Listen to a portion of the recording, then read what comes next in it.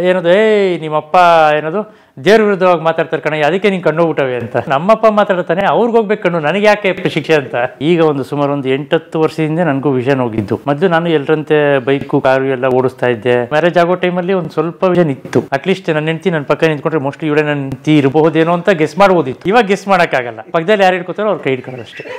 ನನಗೆ ಯಾವಾಗ ದೃಷ್ಟಿ ಹೋಯ್ತು, ನೀನ್ ಮನೇಲಿ ಕುತ್ಕೊಂಡು ನಾನು ಮಹಡ ಹಾಕ್ತೀನಿ ತಿನ್ನಿವಂತೆ, ನಾನು ಆಸ್ತಿ ಮಾಡ್ಕೊಡ್ತೀನಿ ಏನು ತೊಂದ್ರೆ, ಆತರ ಯಾವತ್ತು ನಮ್ಮ ಅಪ್ಪ ಮಾತಾಡಿದವರೆಲ್ಲ. ನಿನ್ ಜೀವನ ನೀನ್ ನೋಡ್ಕೊ ಹೋಗು ಅಷ್ಟೇ. 5 ಪೈಸಾ ಕೊಡ್ಲಿಲ್ಲ. 10 ಲಕ್ಷ ಜನ ಅಪ್ಲಿಕೇಶನ್ ಹಾಕಿರು ಇಡೀ ದೇಶದಲ್ಲಿ. 1200 ಅಥವಾ 1300 ಹುದ್ದೆ ಖಾಲಿ ಇತ್ತು. ಅದರಲ್ಲಿ ನಾನು ಒಬ್ಬ ಸೆಲೆಕ್ಟ್ ಆದೆ. ತುಂಬಾ ನೀರ್ ನಿಂತಿತ್ತು. ಪ್ಲಾಟ್ಫಾರ್ಮ್ ಇಂದ ರೋಡ್ ಜಂಪ್ ಹೊಡಿಯೋಣ ಅಂತ ಹೇಳ್ಬಿಟ್ಟು ಜಂಪ್ ಮಾಡಿದೆ. ಮ್ಯಾನ್ ಹೋಲ್ ಓಪನ್ ಮಾಡ್ಬಿಟ್ಟು ಹಂಗೆ ಬಿಟ್ಬಿಟ್ಟಿದ್ದಾರೆ. ಡೈರೆಕ್ಟ್ ಮ್ಯಾನ್ ಹೋಲ್ ಒಳಗಡೆ ಜಂಪ್ ಮಾಡಿದೆ. ಪೂರ್ತಿ ಮುಳುಗೋಗ್ಬಿಟ್ಟು ನನ್ನ ಮುಖ ಬಾಯಿ ಮಾರ ಹೊರಗಡೆ ಇತ್ತು. ನನ್ನ ಫ್ರೆಂಡ್ ಅಲ್ಲೇ ಬರ್ತಾ ಇದ್ದವರು ಸಡನ್ ಆಗಿ ಕೈ ಕೊಟ್ಟ. ಅವತ್ತು ಜೀವ ಉಳಿತು. ಸೊ ಹಾಗಂತ ನಾಳೆಯಿಂದ ನಾನು ಹೊರಗಡೆನೆ ಹೋಗಿದಿಲ್ಲ ಅಂತ ಮನೆ ಕೂತ್ಬಿಟ್ರಾಗತ್ತಾ? ಎಲ್ಲ ಚೆನ್ನಾಗಿರೋರು ಬೀಳ್ತಾರಲ್ವಾ, ಆಗ ನಾನ್ ಬೀಳೋದ್ರಲ್ಲಿ ತಪ್ಪೇನಿದೆ? ನನ್ನ ಜೊತೆ ಸೇರ್ಕೊಂಡು ಅವರು ಟ್ರೆಕ್ಕಿಂಗ್ ಕಲ್ತಿದ್ದಾರೆ. ಕರ್ನಾಟಕದಲ್ಲಿ ಯಾವ ಬೆಟ್ಟಗಳನ್ನೂ ಬಿಟ್ಟಿಲ್ಲ, ಎಲ್ಲ ಕಡೆ ಟ್ರೆಕ್ಕಿಂಗ್ ಹೋಗ್ತಿರ್ತೀವಿ.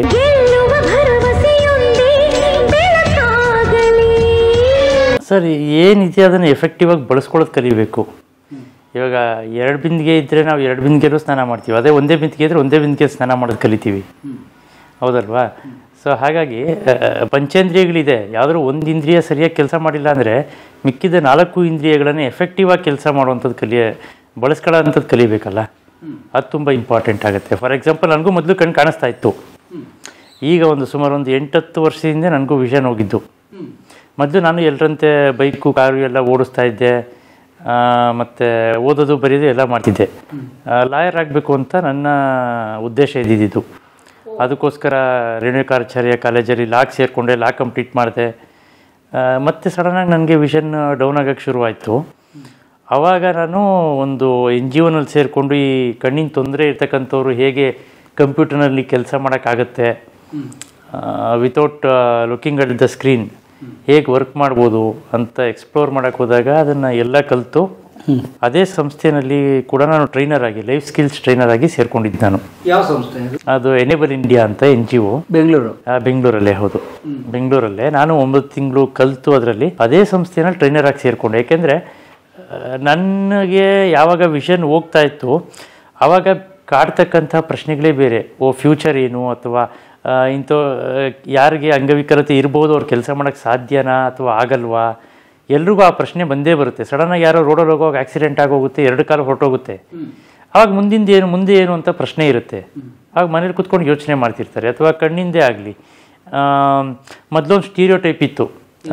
ಕಣ್ಣು ಕಾಣಿಸ್ದೇ ಇರೋರು ಅಂದರೆ ಯಾವುದಾದ್ರು ಒಂದು ಸಂಗೀತಕ್ಕೆ ಹಾಕ್ಬಿಡಿ, ತಬಲಾ ಹಾಡು ಹೇಳ್ಕೊಡಕ್ಕೆ ಹಾಕಿ, ಹಾರ್ಮೋನಿಯಮ್ಗೆ ಹಾಕಿ, ಅದಕ್ಕೆ ಹಾಕಿ ಅಂತ ಆ ಒಂದು ಸ್ಟೀರಿಯೋಟೈಪಿಗೆ ತುಂಬ ಚೆನ್ನಾಗಿ ಹಾಡ್ತಾರೆ, ಕಣ್ಣಿಲ್ದಲ್ಲೇ ಇದ್ರೆ ತುಂಬ ಚೆನ್ನಾಗಿ ಹಾಡ್ತಾರೆ ಅಂತ ಹೇಳ್ತಿದ್ರಲ್ವ ಮತ್ತು. ಬಟ್ ಆ ಸ್ಟೀರಿಯೋಟೈಪಿಕ್ನ ಬ್ರೇಕ್ ಮಾಡಬೇಕು, ಮತ್ತು ಎಲ್ಲರೂ ಕೂಡ ಕೆಲಸ ಮಾಡಬೇಕು.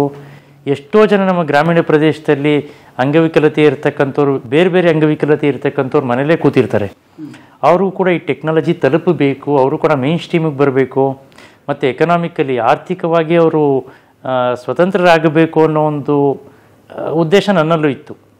ಹಾಗಾಗಿ ನಾನು ಅಲ್ಲೇ ಕೆಲಸ ಶುರು ಮಾಡಿ ಸುಮಾರು ಕರ್ನಾಟಕದಾದ್ಯಂತ, ದೇಶದಾದ್ಯಂತ ಎಲ್ಲ ಕಡೆ ಓಡಾಡಿ ಆ ಸಂಸ್ಥೆ ಕಡೆಯಿಂದನೇ ಸುಮಾರು 5,000ಕ್ಕೂ ಹೆಚ್ಚು ಅಂಗವಿಕಲ ವಿದ್ಯಾರ್ಥಿಗಳಿಗೆ ಲೈಫ್ ಸ್ಕಿಲ್ಸು ಮತ್ತು ಎಂಪ್ಲಾಯಬಿಲಿಟಿ ಬಗ್ಗೆ, ಉದ್ಯೋಗಾರ್ಹತೆ ಬಗ್ಗೆ ತರಬೇತಿ ಕೊಡ್ತಾ ಹೋದೆ ಸಂಸ್ಥೆ ಆಶ್ರಯದಲ್ಲೇ. ಸುಮಾರು ನಾನೇ ಹೆಚ್ಚು ಕಮ್ಮಿ 2,000ಕ್ಕೂ ಹೆಚ್ಚು ಅಂಗವಿಕಲ ವಿದ್ಯಾರ್ಥಿಗಳಿಗೆ ಉದ್ಯೋಗ ಅವಕಾಶ ಮಾಡಿಸ್ಕೊಟ್ಟಿದ್ದೀನಿ. ಹಲವಾರು ಕಂಪ್ನಿಗಳ ಜೊತೆ ಮಾತಾಡಿ, ರೈಟ್ ಅವೇ ಫ್ರಮ್ ಸಣ್ಣ ಮ್ಯಾನುಫ್ಯಾಕ್ಚರಿಂಗ್ ಯೂನಿಟ್ ಇರ್ಬೋದು. ಈಗ 2 ಕಾಲಿಲ್ದವನು ಕೂತ್ಕೊಂಡು 2 ಕೈ ಚೆನ್ನಾಗಿರುತ್ತಲ್ವಾ, ಕೂತ್ಕೊಂಡು ಚಿಕ್ಕ ಅಸೆಂಬ್ಲಿ ಕೆಲಸ ಮಾಡ್ಬೋದು, ನಟ್ಟು ಬೋಲ್ಟು ಫಿಟ್ ಮಾಡೋದು. ಯಾಕೆ ಮಾಡೋಕ್ಕಾಗಲ್ಲ? ಆಮೇಲೆ ಕೆಫೆ ಕಾಫಿ ಡೇ ಅಂತ ದೊಡ್ಡ ದೊಡ್ಡ ಸಂಸ್ಥೆಗಳಲ್ಲಿ ಮಾತಾಡಿ ಎಷ್ಟೋ ಜನ ನೀವು ನೋಡ್ಬೋದು. ಶೆಲ್ ಪೆಟ್ರೋಲ್ ಬಂಕು, ಯಾರು ಹಿಯರಿಂಗ್ ಇಂಪೇರ್ಮೆಂಟ್ ಇದ್ದಾರೆ, ಅಂದರೆ ಯಾರಿಗೆ ಶ್ರವಣ ದೋಷ ಇರುತ್ತೆ, ಅವ್ರು ಹಲವಾರು ಜನ ಕೆಲಸ ಮಾಡ್ಬೋದು. ಮಾತು ಬೇಕಾಗಿಲ್ಲ ಎಷ್ಟೋ ಕೆಲಸಗಳಿಗೆ. ಅಂಥವ್ರಿಗೆ ಆ ಒಂದು ಕೆಲಸಗಳನ್ನು ಹುಡುಕಿ ಸುಮಾರು 2,000ಕ್ಕೂ ಹೆಚ್ಚು ಅಂಗವಿಕಲರಿಗೆ ಕೆಲಸದ ಅವಕಾಶ ಮಾಡಿಕೊಟ್ಟಿದ್ದೆ. ಇವತ್ತು ಕೂಡ ರಾಜ್ಯದಾದ್ಯಂತ ನನ್ನ ಸ್ಟೂಡೆಂಟ್ಸು ಹಲವಾರು ಕಡೆ ಕೆಲಸ ಮಾಡೋರು ಸಿಗ್ತಾರೆ. ಸೊ ಹಾಗೆ ನನ್ನ ಜರ್ನಿ ಶುರುವಾಗಿದ್ದು. ಅದೇ ರೀತಿ ರಾಜ್ಯಾದ್ಯೆಲ್ಲ ಓಡಾಡಿ ಆಮೇಲೆ ಸ್ಪೈನಲ್ ಕಾರ್ಡ್ ಇಂಜುರಿ ಆಗಿರ್ತಕ್ಕಂಥವ್ರಿಗೂ ಕೂಡ ಸೆಲ್ಫ್ ಎಂಪ್ಲಾಯ್ಮೆಂಟ್ ಬಗ್ಗೆ ಅವೇರ್ನೆಸ್ ಮೂಡಿಸಿ, ಅವ್ರಿಗೂ ಕೂಡ ಸರ್ಕಾರದಿಂದ ಬರ್ತಕ್ಕಂಥ ಸಾಲಗಳ ಬಗ್ಗೆ ಅವೇರ್ನೆಸ್ ಕೊಟ್ಟು ಅವರು ಕೂಡ ಇಂಡಿಪೆಂಡೆಂಟ್ ಆಗೋ ಹಾಗೆ. ಸೊ ಈ ರೀತಿ ಒಂದು ಮಟ್ಟದ ಸಮಾಜ ಸೇವೆ ಅಂತನಾದರೂ ಕರಿಬೋದು, ಅಥವಾ as a citizen it's my responsibility to give back something to society ಅಲ್ವಾ. ಸೊ ಆ ಕೆಲಸ ಮಾಡುವಾಗ ಜನ ಸಜೆಸ್ಟ್ ಮಾಡಿದ್ದು ಹೌದು SBI ಒಂದು ಕೆಲಸ ತುಂಬ ಚೆನ್ನಾಗಿದೆ ಅಂತ. ಸೊ ನನಗೂ ಕೂಡ ಒಂದು ಕಡೆ ಓಡಾಡಿದ್ದು ಸಾಕು, ಸೆಟಲ್ ಆಗಬೇಕು ಅಂತ ಅನ್ನಿಸ್ತು. ಸೊ SBI ಎಕ್ಸಾಮ್ ಬರೆದು ಇವಾಗ 5 ವರ್ಷದಿಂದ SBIನಲ್ಲಿ ಕೆಲಸ ಮಾಡ್ಕೊಂಡಿದ್ದೀನಿ ಆಫೀಸರ್ ಆಗಿ. ಓಕೆ. ಹುಟ್ಟಿದ್ದೆಲ್ಲ ದೊಡ್ಡಬಳ್ಳಾಪುರ. ನಮ್ಮ ತಂದೆಯವ್ರ ಬಗ್ಗೆ ಮೋಸ್ಟ್ಲಿ ನೀವು ಇಂಟರ್ವ್ಯೂ ಮಾಡಿದ್ರಿ, ಹುಲಿಕಲ್ ನಟರಾಜ್ ಅಂತ. ಎಷ್ಟೋ ಜನ ಹೇಳ್ತಾರೆ ಇವ್ನು ನಾಸ್ತಿಕ ಅಂತ. ಇಲ್ಲ, ಖಂಡಿತ ನನ್ನಷ್ಟು ಆಸ್ತಿಕವಾದತ್ವವನ್ನು ಇಟ್ಕೊಂಡವರು ಯಾರೂ ಇಲ್ಲ. ಸಮಾಜದಲ್ಲಿ ಮೂಢನಂಬಿಕೆಗಳನ್ನು ಹೋಗಲಾಡಿಸಿ ಒಂದು ಅವೇರ್ನೆಸ್, ಸೈಂಟಿಫಿಕ್ ಅವೇರ್ನೆಸ್ನ ಮೂಡಿಸ್ಬೇಕು ಅನ್ನೋ ಒಂದು ಹಾದಿನಲ್ಲಿ ಹೊರಟೋರವರು. ಅವರ ಒಂದು ಜರ್ನಿನೂ ಕೂಡ ಏನೋ ಕತ್ತಿಯ ಮೇಲಿನ ನಡಿಗೆ ಇದ್ದ ಹಾಗೇನೆ ಅವ್ರದ್ದು. ಯಾಕಂದರೆ ಚಿಕ್ಕ ವಯಸ್ಸಿನಲ್ಲಿದ್ದಾಗಲಿಂದನೂ ಅವರು ತುಂಬ ಬಡಸ್ತನ ಕುಟುಂಬದಿಂದ ಬೆಳೆದು ಬಂದವರು. ಚಿಕ್ಕ ವಯಸ್ಸಿನಲ್ಲಿ ಮೋಸ್ಟ್ಲಿ ನಿಮ್ಮ ಇಂಟರ್ವ್ಯೂನಲ್ಲಿ ಹೇಳಿರ್ಬೋದು, ಅವ್ರು ಚಿಕ್ಕ ವಯಸ್ಸಿನಲ್ಲಿದ್ದಾಗ ತಿನ್ನೋಕ್ಕೆ ಒಂದು ಹೊತ್ತಿನ ಅನ್ನನೂ ಸಿಗ್ತಿರ್ಲವಂತೆ. ಬಸ್ ಕಸ ಗುಡಿಸಿ ಅವ್ರು ಕೊಟ್ಟಿದ್ದ ಚಿಲ್ಲರೆ ಕಸರು ಊಟ ಮಾಡ್ತಿದ್ರಂತೆ. ಅಷ್ಟು ಬಡತನದಿಂದ ಬೆಳೆದು ಆ ಹಳ್ಳಿಗಳಲ್ಲಿ ಆಗ್ತಾ ಇರ್ತಕ್ಕಂತಹ ಮೂಢನಂಬಿಕೆಗಳು ಅಥವಾ ದೇವರ ಹೆಸರಿನಲ್ಲಿ ನಡೀತಕ್ಕಂಥ ಮೋಸ ವಂಚನೆಗಳನ್ನು ವಿರೋಧ ಮಾಡ್ತಾ ಬೆಳೆದು ಬಂದವರು ಅವರು. ಇವತ್ತು ಕೂಡ ಕುವೆಂಪು ಅವರು ಮತ್ತು ಬುದ್ಧ ಬಸವಣ್ಣನ ವಿಚಾರಗಳನ್ನು ಮೈಗೂಡಿಸ್ಕೊಂಡು ಬರ್ತಾ ಇರ್ತಕ್ಕಂಥವ್ರವರು. ಅವರ ಹಾದಿನಲ್ಲಿ ಕೂಡ ನಮ್ಮನ್ನು ಕೂಡ ಬೆಳೆಸ್ಕೊಂಡು ಬಂದರು. ಅವ್ರ ಜೊತೆಲೇ ಹೋಗೋದು, ಹಳ್ಳಿಗಳಿಗೆ ತುಂಬ ತೀರ ಕುಗ್ರಾಮಗಳಿಗೆ ಹೋಗೋದು, ಈ ಪವಾಡ ರಹಸ್ಯ ಬಯಲು ಕಾರ್ಯಕ್ರಮಗಳನ್ನು ಮಾಡೋದು, ಅದಕ್ಕೆ ಸಂಬಂಧಪಟ್ಟಂತಹ ಪುಸ್ತಕಗಳನ್ನು ಹಂಚ್ತಕ್ಕಂಥದ್ದು. ಈ ರೀತಿ ಹಳ್ಳಿಗೆ ಹೋಗಿ ಗ್ರಾಮಕ್ಕೆ ಹೋಗಿ ಲಕ್ಷಾಂತರ ಕೋಟ್ಯಾಂತರ ಜನರಿಗೆ ಅವರು ಮಾರ್ಗದರ್ಶನ ನೀಡಿ. ನೀವು ಇವತ್ತು ನಾರ್ತ್ ಕರ್ನಾಟಕದಲ್ಲಿ ಎಷ್ಟೋ ಹಳ್ಳಿಗಳು ಹೋದರೆ ಅಪ್ಪಾಜಿಯವರ ಫೋಟೋ ಇಟ್ಕೋತಾರೆ ಮನೆಯಲ್ಲಿ. ನಮ್ಮ ಏನೋ ಜೀವನ ನಿಮ್ಮಿಂದ ಇದಾಗಿದೆ, ನಾವು ಮೂಢನಂಬಿಕೆಗೆ ಒಳಗಾಗಿ ತುಂಬ ಮೋಸ ಹೋಗಿದ್ವಿ ಅಂತ. ಸೊ ಅದೇ ರೀತಿ ಸಮಾಜಮುಖಿ ಭಾವನೆಗಳನ್ನು ನಮ್ಮಲ್ಲೂ ಬೆಳೆಸಿದ್ರು, ನನ್ನಲ್ಲೂ ಅಷ್ಟೇ. ನನಗೆ ಯಾವಾಗ ದೃಷ್ಟಿ ಹೋಯ್ತು, ನೀನು ಮನೇಲಿ ಕೂತ್ಕೊಂಡು ನಾನು ನಾನು ಮಾಡ ಹಾಕ್ತೀನಿ ತಿನ್ನಿವಂತೆ, ನಾನು ಆಸ್ತಿ ಮಾಡ್ಕೊಡ್ತೀನಿ ಏನು ತೊಂದರೆ, ಆ ಥರ ಯಾವತ್ತೂ ನಮ್ಮ ಅಪ್ಪ ಮಾತಾಡಿದವರೆಲ್ಲ. ನಿನ್ನ ಜೀವನ ನೀನು ನೋಡ್ಕೊ ಹೋಗು ಅಷ್ಟೇ. ಅಷ್ಟೇ, ಮನೆಯಿಂದ ಹೋಗು, ನಿನ್ನ ಕೆಲಸ ನೀನು ನೋಡ್ಕೊ. 5 ಪೈಸಾ ಕೊಡಲಿಲ್ಲ. ಬೆಂಗಳೂರಿಗೆ ಹೋಗು, ಕಲಿ, ನಿನ್ನ ಕೆಲಸ ನೀನು ಮಾಡ್ಕೊ, ನಿನ್ನ ಜೀವನ ನೀನು ಮಾಡ್ಕೊ ಅಂತ ಮನೆಯಿಂದ ಕಳಿಸ್ಬಿಟ್ರು ನಮ್ಮಪ್ಪ. ಸೊ ನಾನು ಬಂದು ನನ್ನ ಜೀವನ ನಾನು ರೂಪಿಸ್ಕೊಂಡಿದ್ದು. ಇವತ್ತು ಕೂಡ ನಾನು ಯಾವ ಬ್ರ್ಯಾಂಚಲ್ಲಿ ಕೆಲಸ ಮಾಡ್ತಿದ್ದೀನಿ, ನಮ್ಮ ಅಪ್ಪಾಜಿ ಕಾಲು ಇಟ್ಟಿಲ್ಲ. ನಾನು ಸಮಾಜದ ವ್ಯಕ್ತಿ ಕಣಯ್ಯ, ಮಗನ ಬಗ್ಗೆ ಏನು ಬೇಡ, ಅಲ್ಲಿ 1000 ಜನ ಮಕ್ಳಿಗೆ ಒಂದು ಭಾಷಣ ಮಾಡಿದ್ರೆ 1000 ಜನ ಬದಲಾವಣೆ ಆಗ್ತಾರೆ, ನೀನೊಬ್ಬನ ಹತ್ರ ಯಾಕೆ ಬರಲಿ ನಾನು ಅಂತಾರೆ.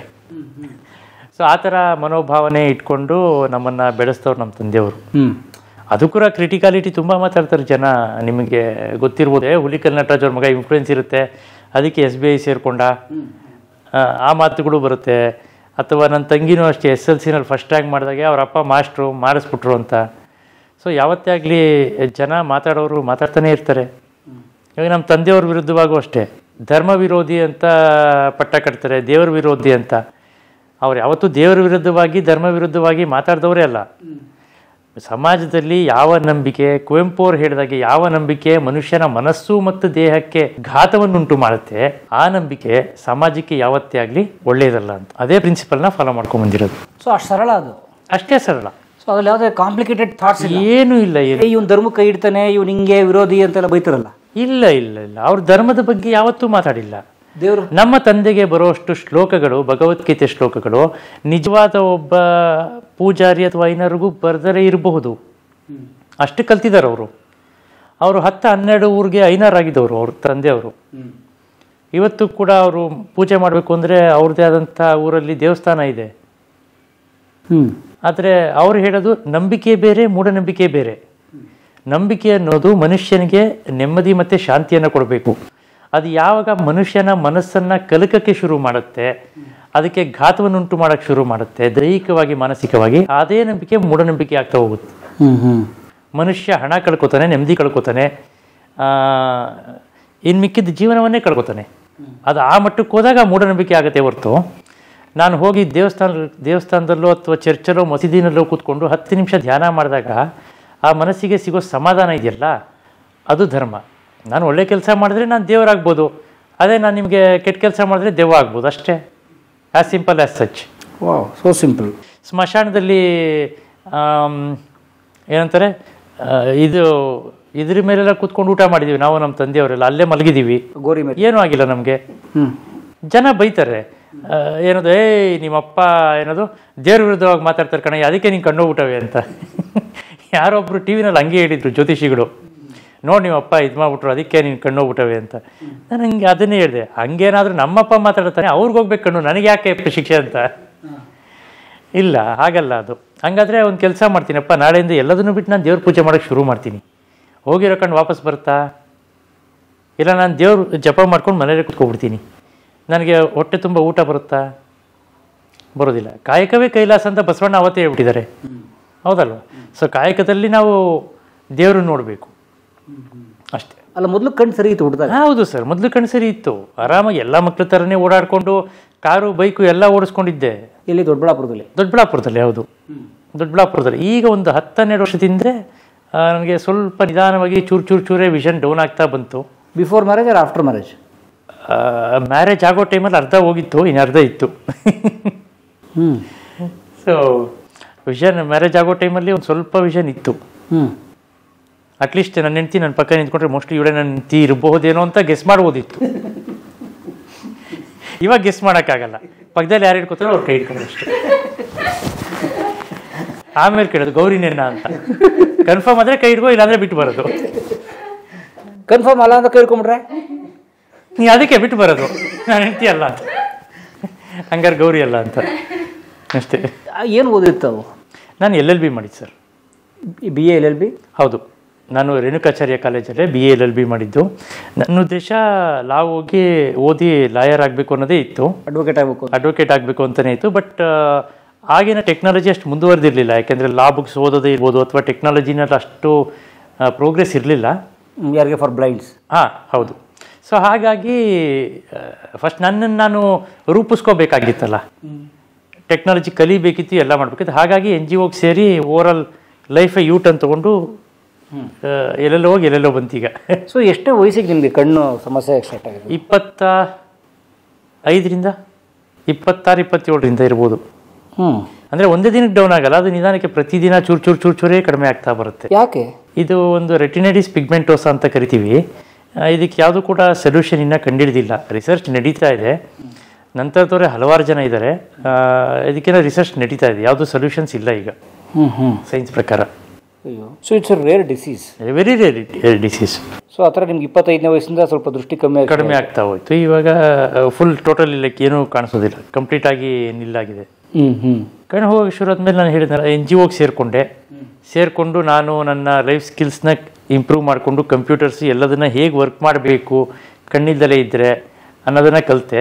ಅದು ಕಲಿತ ನಂತರ ಅದೇ NGOನಲ್ಲಿ ಟ್ರೈನರ್ ಆಗಿ ನನ್ನ ಥರದಂಥ ಸಾವಿರಾರು ವಿದ್ಯಾರ್ಥಿಗಳಿಗೆ ಟ್ರೈನಿಂಗ್ ಕೊಟ್ಟು ಅವ್ರಿಗೆ ಕೆಲಸದ ಉದ್ಯೋಗದ ಅವಕಾಶಗಳನ್ನ ಮಾಡಿಕೊಟ್ಟೆ.